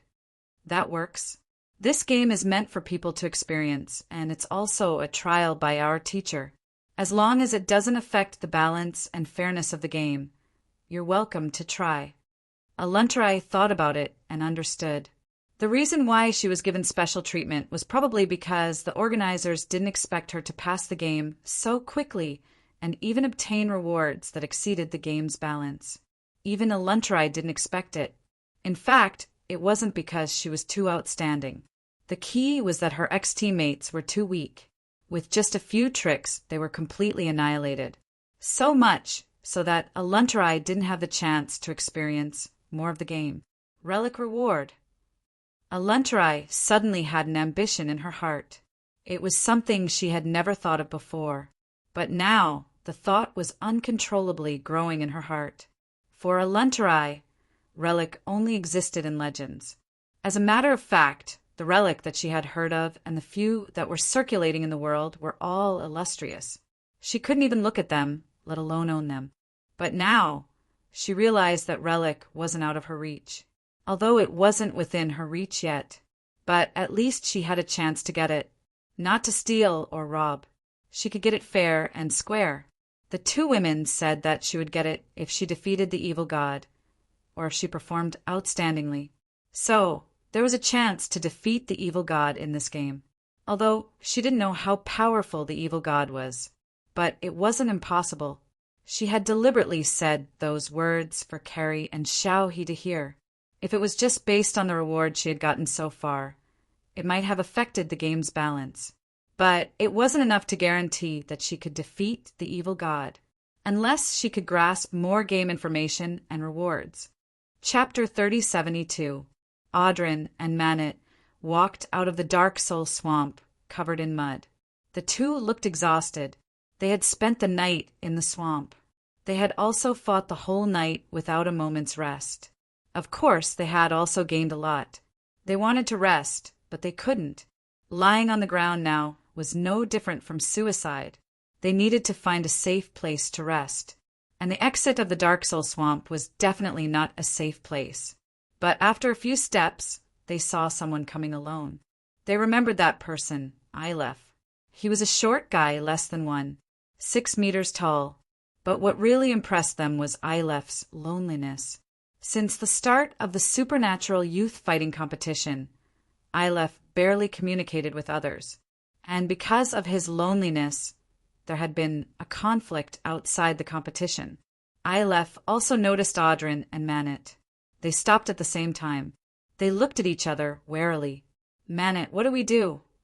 "His identity is safe," Manit said in a low voice. "Safe? How do you know? Is your prophecy skills cooldown over?" "No." Manit shook his head. "But almost everyone knows his personality.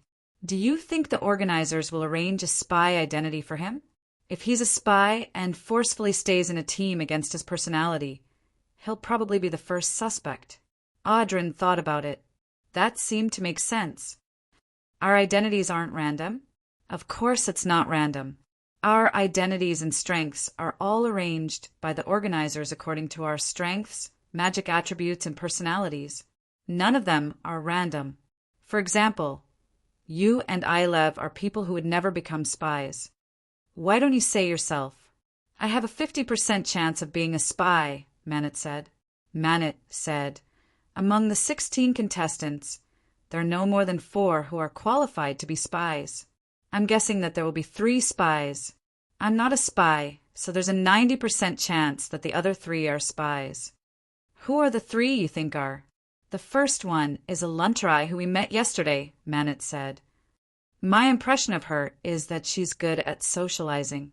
I've met her more than once in bars." "That means you go to bars often." "All in all, she's a very smart woman. Once in a bar, she said that she was going to treat, but a few minutes later, she found someone else who was willing to pay for her. That doesn't mean anything. Do you remember that terrifying spirit from yesterday?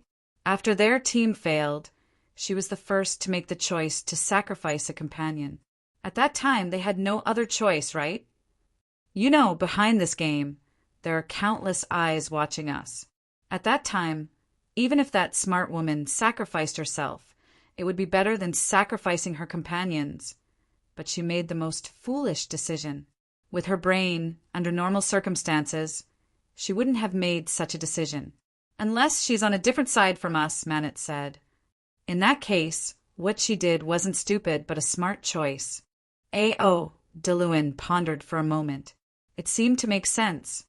So that woman is 100% a spy. Since you're so sure, why did you say it's only 90%? I haven't met the other 2 yet, Manit said. I can only say that with 16 players, the possibility of 3 spies is 90%, and the possibility of 2 or 4 spies is only 10%.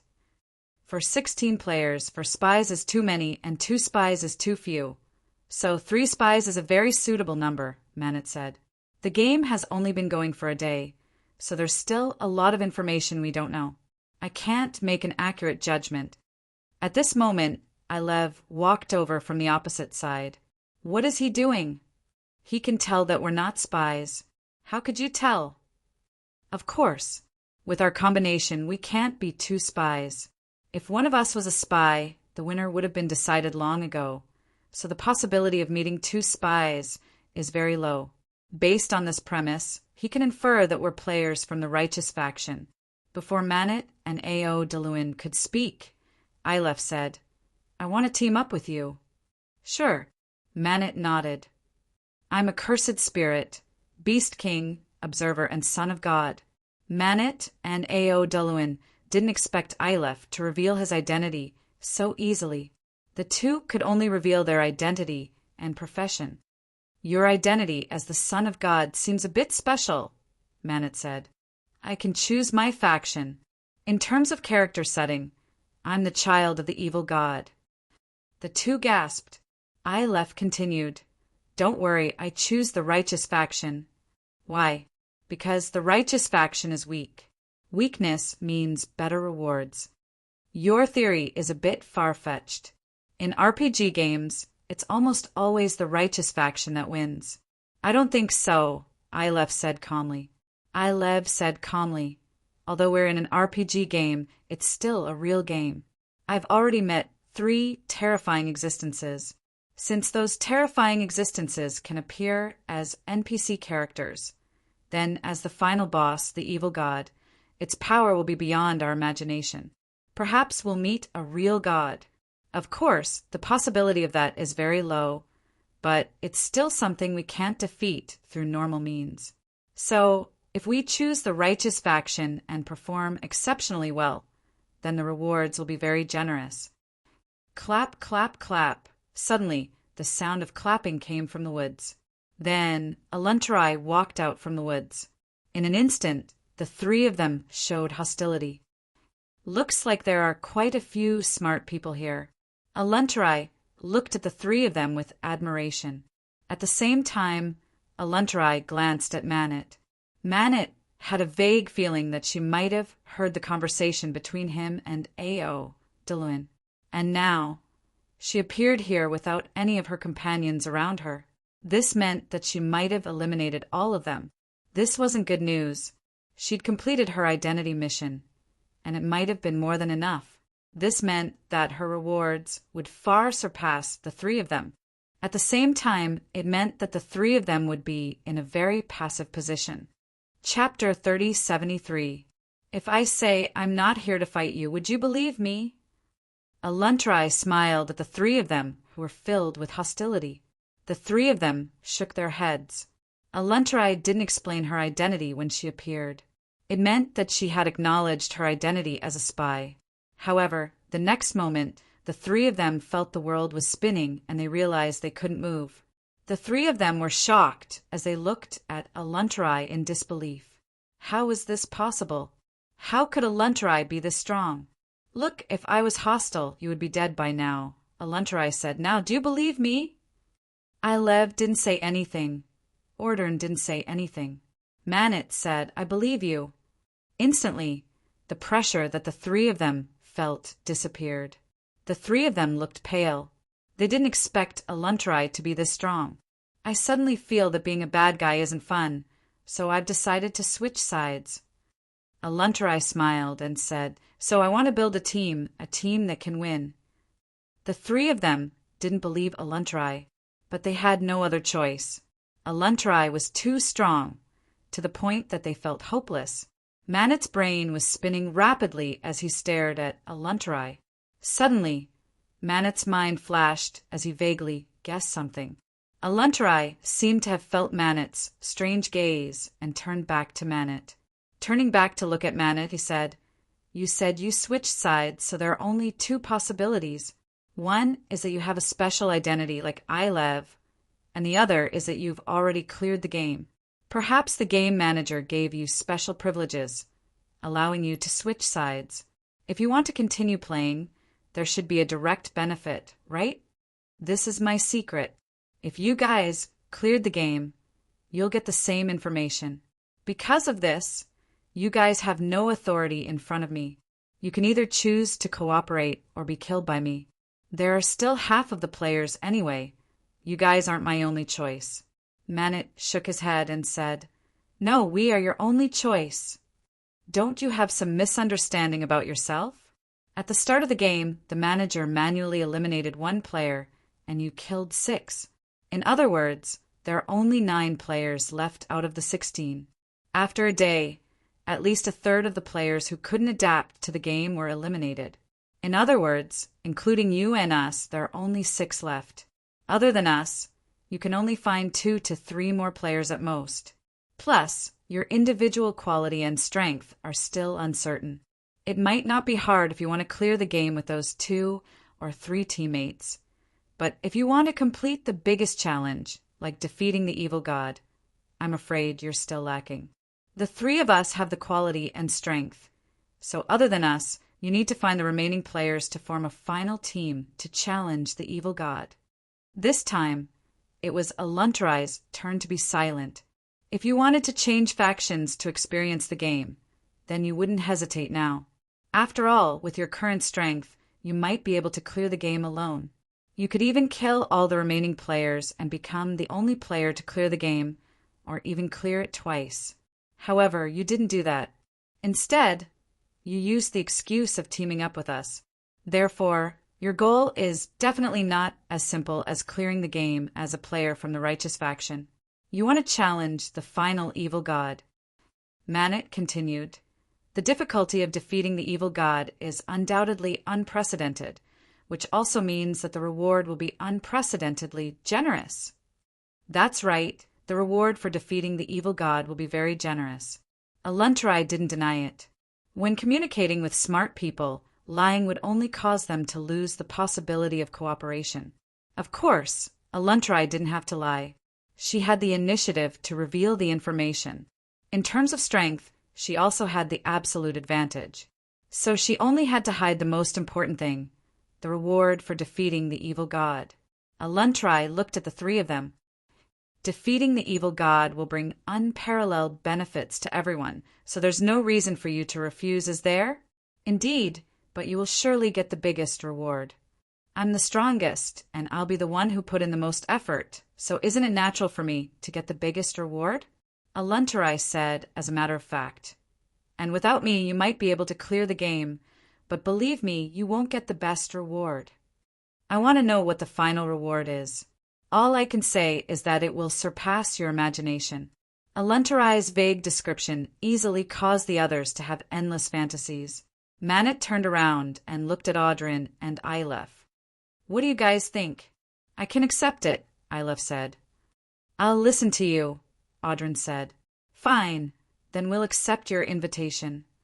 "That woman called Aluntarai has great abilities, wisdom, and luck, but I really don't like her methods," an elite said. "She's from the evil alignment," Jalanash said.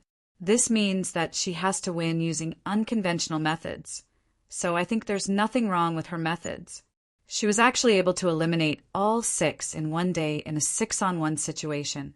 I think her overall abilities are above average and she has great potential."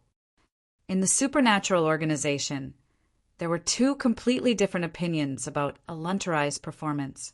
One side was disdainful and even disgusted by Aluntarai's schemes. The other side supported Aluntarai. They felt that all of Aluntarai's actions were normal, and she was using the rules cleverly. As long as it was within the rules, it was reasonable. Chun Zhao hadn't seen the first day of the game, so he wasn't sure about Aluntarai's performance. But he still saw her performance on the second day. "President, who do you support? You're judging her morals, but you've never doubted her abilities. As for her morals, we're not judges, nor are we picking saints. At the very least, she did a great job as a spy, didn't she? So, in principle, I support her." "So, President, you support her joining the supernatural organization?" "I've seen her information. She's from a small family, but it's a branch of a large European family. I don't think she'll be interested in the supernatural organization." Chapter 3074. The new members recruited by the supernatural organization were mostly from small families or spiritualists. They didn't have much background or power. Although Aluntarai was also from a small family, her knowledge and family background were definitely different from other small families. So, even if the supernatural organization was interested in Aluntarai, Aluntarai might not be interested in the supernatural organization. Don't say that the supernatural organization had its own pride. Since they were talents, they still had to fight for what they should. After watching the live stream for a while, Chun Zhao drove home. Frigga was teaching little Jerlin and Larissa. Jerlin could already use a few low-level spells. Larissa didn't learn anything. She was brought around by Frigga every day and watched Frigga teach Jerlin. To Frigga, Jerlin's innate talent was absolutely astonishing. Jerlin could learn all the low-level spells after seeing Frigga use them once. Even Frigga, the Queen of Gods, had never seen Jerlin's talent. But Frigga wasn't in a hurry to teach Jerlin advanced spells. Even advanced spells weren't difficult for Jerlin. But what Jerlin lacked now wasn't advanced spells, but magic knowledge. After all, Jerlin didn't need to fight now. Ordinary spiritualists might lack advanced spells, but neither Qin Zhao nor Frigga lacked advanced spells. Cultivation was similar to construction. Tall buildings were built from the ground. There was no such thing as a castle in the air. Qin Zhao was like this, and so were the other cultivators. Even a god needed to grow from a young god, suddenly giving a regular person the power of a god. What were the consequences? They would either explode or go berserk. Frigga was the god of magic. She'd taught many children. Even Odin's magic was taught by her. She knew what a talented child needed. The more solid the foundation, the higher the height in the future. As for little Larissa, she was still too young. She didn't even know what danger was. Therefore, before little Larissa had a clear understanding of magic, neither Chen Zhao nor Frigg would teach little Larissa magic. Jerlin hadn't started learning Nirvana yet. It was the same reason as little Larissa. Nirvana was too dangerous. When he came back, little Larissa and Jerlin jumped into his arms. Frigga walked slowly to Qin Zhao. "Are they good?" Qin Zhao asked. "If you insist on my answer, then I'll do as you wish," Frigga said with a bitter smile. "Teacher Frigg, I'm very obedient," Jerlin replied with her eyes wide open. "I'm not being disobedient. Using fireballs to fry fish is not something a lady should do. Where is Jerlin going to hit with the fireball? About Vanaheim, when do you plan to do it?" "I need to prepare and find helpers," Qin Zhao said. Just like the last time he went to Asgard. This time he was going to face Zeus, a god king like Odin. No matter what, Qin Zhao wouldn't act rashly. Moreover, Frigga had said that she had not only sealed Zeus, but the entire Olympus. Even Frigga could not provide any more information about Zeus. Therefore, he had to be more careful. From the information Chen Zhao had about the Olympian gods, Chen Zhao could tell that the Olympian gods were very powerful. Zeus was stronger than Odin, not weaker. First of all, the characteristics of the two races determined that the Olympian gods were better at war. As a god king, Zeus' strength might be similar to Odin's, but in terms of battle prowess, he was probably much stronger. Most importantly, when Chen Zhao had faced Odin, Odin had been a remnant soul. He had less than 10% of his strength, but even so, he was still in danger. What about Zeus, the king of the Olympians? How strong would he be? Also, when Frigga unlocks the seal, will Zeus be the only one who comes out? These days, he had been studying the Olympian gods. Of course, most of the information was obtained from Ares. Ares, on the other hand, had no inhibitions. He said whatever Qin Zhao wanted to know. He seemed to have sensed Chen Zhao's intentions. He even challenged Qin Zhao to a fight, wanting to participate in the battle. Qin Zhao had always been doubtful about this, even though he had signed a contract with Ares. But would Ares really be willing to fight for him? Nevertheless, Ares was still someone Qin Zhao had to pay attention to. As the god of war of the Olympians, Ares' strength was undeniable. As for helpers, Chen Zhao had contacted everyone in his small group. Zhang Tianyi, Bifla, and Mary, the 23rd blood. They had all given him an answer. As long as Qin Zhao's price was high enough, they were willing to help. What good things did the Olympians have? That was a must. Frigga had sealed the Olympians along with Mount Olympus. The Olympians were a bunch of bandits and locusts. They kept waging wars and robbing other races. So, there must be a lot of good things. But Chen Zhao didn't know what the scale would be this time. So, Chen Zhao was considering if he should find 2 more helpers. But these helpers wouldn't be from the supernatural organization. Even if they wanted to, they wouldn't be able to help. So, he couldn't find anyone lower than Shangqing. Qin Zhao wanted to find perfected Qingping and perfected Wu Su from China. Both of them were strong enough to deal with this, but he didn't know what they wanted. Qin Zhao wanted to have Zhang Tianyi ask them first. Then he would see what they wanted. Chen Zhao's attitude toward this battle was even more than when he'd fought against the Aser race. After all, he didn't know that he wouldn't be facing just Odin last time, but the entire Aser race. But it was different this time. When Frigga opened the seal, who knew if a Zeus or a bunch of Olympians would come out? So, the preparation might take a month or a year. In any case, he would only act when he felt that he was fully prepared. Frigga didn't rush Qin Zhao. After all, she knew that this battle wasn't a child's game. It would be a battle of the gods. An unprecedented battle that might not happen in 100 years. It wasn't surprising that he didn't prepare anything for this battle. For Chen Zhao, this was an unprecedented gamble. It was even more risky than fighting against the Aser race. Last time, Chen Zhao had been tricked by Bader.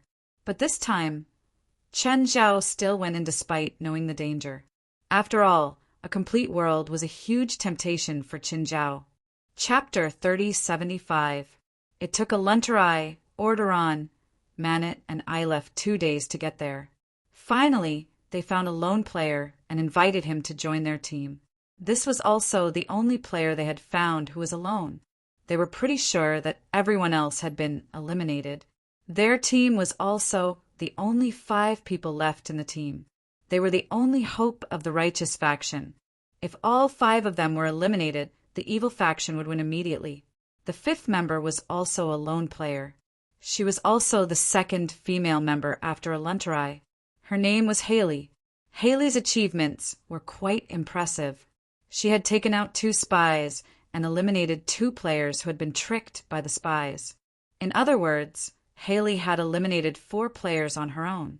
After listening to Haley's explanation, everyone was surprised by Haley's ability. Even a Lunterai might have been eliminated by Haley when she wasn't familiar with Haley.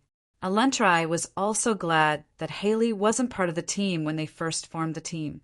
Otherwise, she might have been eliminated by Haley, just like the few people who were eliminated by Haley. Manet confirmed that Haley wasn't lying through her teeth.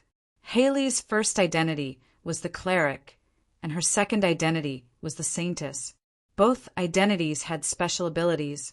Her third identity was even more special, the chief judge. When she activated her ability, anyone who lied in front of her would have their abilities halved, while her abilities would be doubled. Similarly, she couldn't lie to anyone. It could be said that Haley's third identity was the bane of spies. The deception skills that spies had were completely useless in front of Haley. That was why a Lunterai was glad that she didn't meet Haley earlier. Otherwise, a Lunterai wouldn't be able to hide anything from Haley. Also, it was almost impossible for her to defeat Haley when she was lying. After confirming that they couldn't find any other players, the team of 5 started exploring the entire map. They had searched every special area. The team's ability gradually increased, and they also obtained many special items. At the same time, they obtained more and more information. The 5 of them arrived at Death Canyon. This was the last special area they could search. Haley was the NPC of Death Canyon. All right, enough with the nonsense.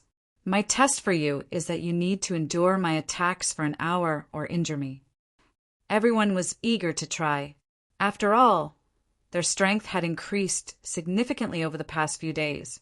Shall we begin now? Minette asked. You can open. Before Helis could finish her sentence, Orderon attacked first. He strode forward and threw a punch at Helis. With a wave of her hand, Heres released a cloud of black gas. A bone claw reached out from the black gas and grabbed Ao Deluin in the air. Please wait until I'm done. Helis tossed Audrin a few meters away. Everyone sucked in a breath of cold air. They had all witnessed Orderon's strength over the past few days. In terms of combat strength, he was second only to Alantir. However, he was instantly subdued by the Gothic girl in front of him. This Gothic girl was so strong. Could they really last an hour against this Gothic girl? Even a Lunterai felt hopeless. The difference between them was too great. Don't worry, I won't attack you directly. Then Helith raised a hand. The ground they were standing on began to loosen, and white bone claws extended from the ground. 10, 100, 1,000, countless skeletons stood up. All right, your opponents are them. Everyone sucked in a breath of cold air again. So powerful. Such powerful undead magic. The goth girl looked younger than their age. However, her strength was unbelievably strong. The individual strength of these revived skeletons was very weak. However, when their numbers reached a certain level, they would be like a real army, causing people to feel despair. The team began to defend against the siege of the skeletons. They had formed a certain level of tacit understanding and cooperation. However, as the battle went on, their stamina and magic power were being depleted quickly. They also began to make mistakes in their teamwork. However, they all had a large amount of magic equipment and tools. No, we can't let this continue. Aluntra yelled, we have to stop her. Otherwise, our game will end here. Aluntrai, can you stop these skeletons alone? If it's for a short period of time, I should be able to, Aluntrai answered. How long? 5 minutes. You're responsible for stopping these skeletons. The 4 of us will attack that woman together, Minette said. Minette was not trying to defeat Helith. Based on their lineup and the strength Helith had displayed, it was almost impossible to defeat Helith. Therefore, their strategy was to disrupt Helith's rhythm of casting magic. The skeletons that she summoned also required a huge amount of magic power to maintain.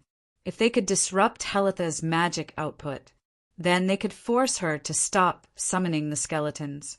However, when the 4 of them surrounded Helith, Helith still used one move and subdued the 4 of them. Too strong. She did not give them any chance at all. Aluntrai was also a little desperate. They had thought that with the special area they had found and their knowledge of the game, almost no one could kill them instantly. However, Helith had changed their knowledge again. The 4 of them were directly trapped in the bone prison and could not fight back at all. Seeing that the 4 of them were trapped, Aluntrai could not hold back anymore. Aluntrai threw out a metal ring and injected all her magic power into it. Instantly, the metal ring gave off a shocking light. The light engulfed the entire area. Even the black gas around Helis was annihilated by the light. At the same time, the bone prison that trapped the 4 of them and the skeletons around them were destroyed. Aluntrai weakly sat on the ground. This was her trump card. It was supposed to be used against the evil gods. She did not expect to use it now, but she had no choice. If she did not use it now, then they would all die. Then the evil gods would not be able to do anything. Ring of Annihilation, not bad, but you did not unleash its power. If this is all you've got, then I can only apologize. The black gas around Helith circled again. At the same time, she raised her right hand and pointed at Aluntrai. The black light flashed. Aluntrai was already in despair. Even her trump card was unscathed against Helios. Chapter 3076. Suddenly, a figure dashed in front of the black light. Alderaan. The black light went through him. However, he weakened the power of the black light.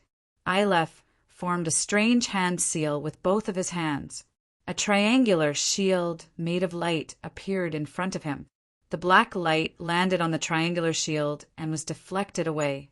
However, the triangular shield was shattered as well. Aleph fell to the ground weakly. Aluntrai and Helis didn't expect Alderaan and Aleph to stop them at all costs. Aluntrai reacted immediately after the momentary lapse in concentration. Aluntrai pointed her palm at Helis. The moment Alderaan landed, a purple light burst out from Aluntrai's palm.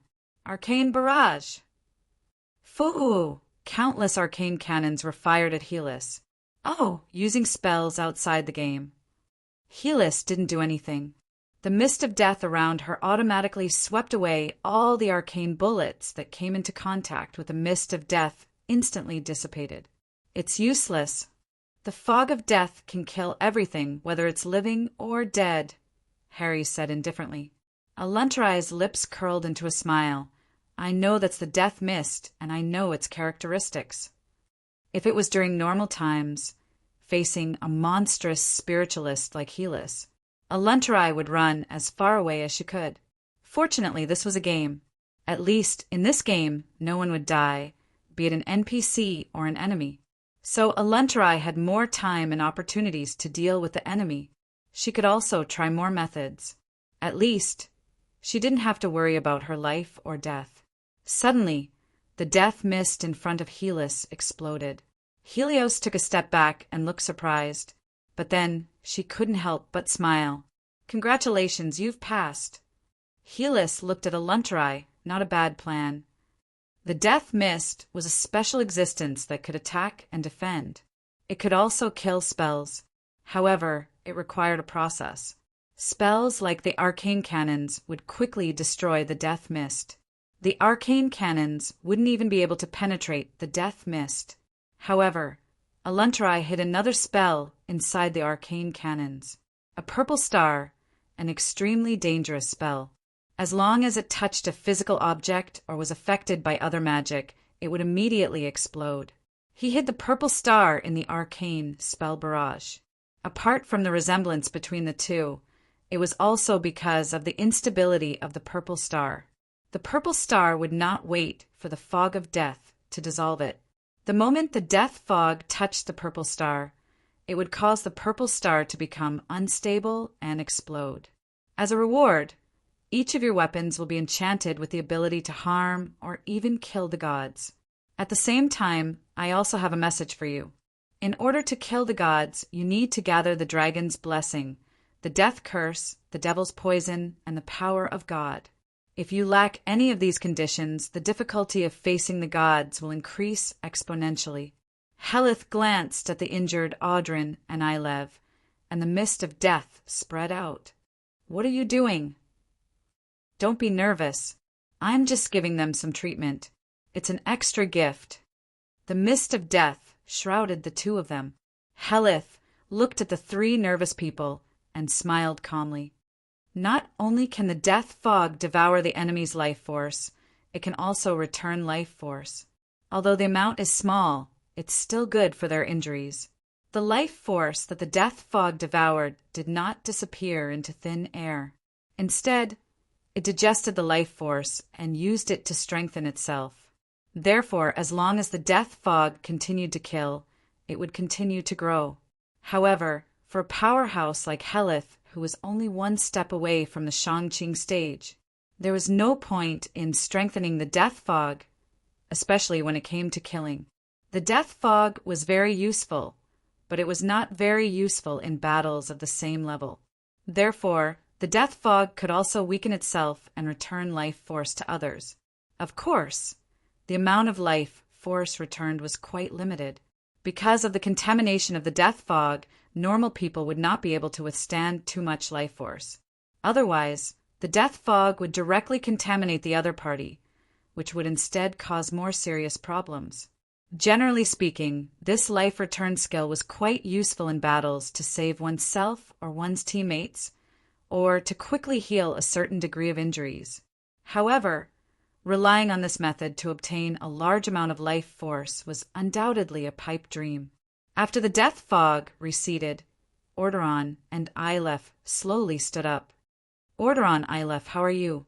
A little weak, and I'm hungry, Orderon said. I've only slightly healed your injuries. That doesn't mean they've recovered too. I suggest that you find something to fill your stomachs after you leave this place. There are many small animals in this forest, Helith said. Harel said, All right, you have obtained the curse of death from me. You can leave now. Aluntrai glanced at Helith. Can I ask you a question? Go ahead. Did you really fall for my plan just now, or did you purposely go easy on me?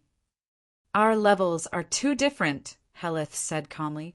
If I'm too serious, you won't have any chance of passing, Harel said indifferently. So you're saying that you purposely went easy on me? No, the plan itself was quite good. I was able to discover it because of my uniqueness. If it was someone else, they probably would have fallen for it, Helith said. and I admire your wisdom in battle. How about joining my team after this game is over? My team lacks an intelligent member. Your team? There are 5 teams in the supernatural organization, Helith said. I'm the leader of one of them. Are the other team leaders as strong as you? Our team leaders are about the same. What if I refuse? Helith shrugged. Then I'm sorry. Aren't you going to do something? You're not worth me breaking the rules. Looks like I'm not that important. The information you received earlier is how much we value you. We're even willing to offer such a valuable prize for you. However, this prize is not something that can be easily obtained, Harold said. However, you're not the only choice. I need to think about it. Aluntarai did not answer Helith directly. Helith smiled. She knew what Aluntarai was trying to do. She was worried that if she refused now, she would lose the chance to get the relic. She was worried that the supernatural organization would do something behind the scenes. Chapter 3077. In fact, she was overthinking. The supernatural organization wanted to take her in, but it wasn't to the point where she had to go. Plus, Manet's performance wasn't much worse than hers. Although the team was led by Aluntarai, some things couldn't be done by her alone. It could only be said that Aluntarai was the leader of this team of 5. The others had their own roles. After working together for a few days, their teamwork had reached a high level. At the same time, their abilities had reached a new level. On the 7th day, they finally reached the final area. Evil God's Altar, according to the information provided by Carrie and Xiaohe. If they couldn't defeat them on the 5th day, the evil god would revive according to the plot. In other words, the evil god had been revived. Carrie and Xiao Hector blocked the way of Aluntarai and the others. Do you want to fight now? Aluntarai looked at Carrie and Xiaohe. Only one of us will go up, Jellywen said. At the same time, she turned to look at Xiaohe. Shall I go? Sure, go ahead. Xiaohe didn't object. No one dared to be careless. After all, Carrie and Xiao, he were the second boss at the end of the level. Don't worry, Carrie said with a smile. We're not that strong. At least, we're much weaker than the ones before. Audrin, Ilef, and Haley all sighed in relief. But Aluntarai and Manet had more on their minds. Just because they were weak didn't mean they were easy. For example, their team had encountered a few powerful beings before. They were so strong that they couldn't defeat them with brute force. But they all had some limitations. For example, Hera's. Was she strong? If she wanted to, she could instantly wipe out the team of 5. They had no chance of winning with brute force alone. However, Helis only used the simplest magic and went easy on him. Only by going easy on them could they pass the area and get the reward. Maybe Carrie and Xiao, he weren't as strong as Hera's team. However, to the 5-man team, he was still an unreachable existence. Now, Carrie and Xiao, he had no limitations. In other words, they would give their all to deal with this challenge. The only fortunate thing was that only one of them would be playing. Aluntarai and Manette didn't have much hope for this battle. Compared to the host, the supernatural organization, their strength had been completely revealed. He was so powerful that it made one's hair stand on end. As for Carrie and Xiaohe, they were the second bosses. Even if the 2 of them said that they weren't strong. But the supernatural organization was full of experts. He was definitely one of the top rankers. As for the so-called weak, perhaps it was just a humble way of saying it to the few people he had met before. Therefore, this battle was definitely not as easy as others thought. Carrie walked to the center of the field. You guys can start now. They were caught off guard, but it made the 5 of them feel an unprecedented pressure. Arun Terry hoped that Carrie would be prepared. This way, they could also determine Carrie's path through the magic she cast. From there, they could make corresponding preparations.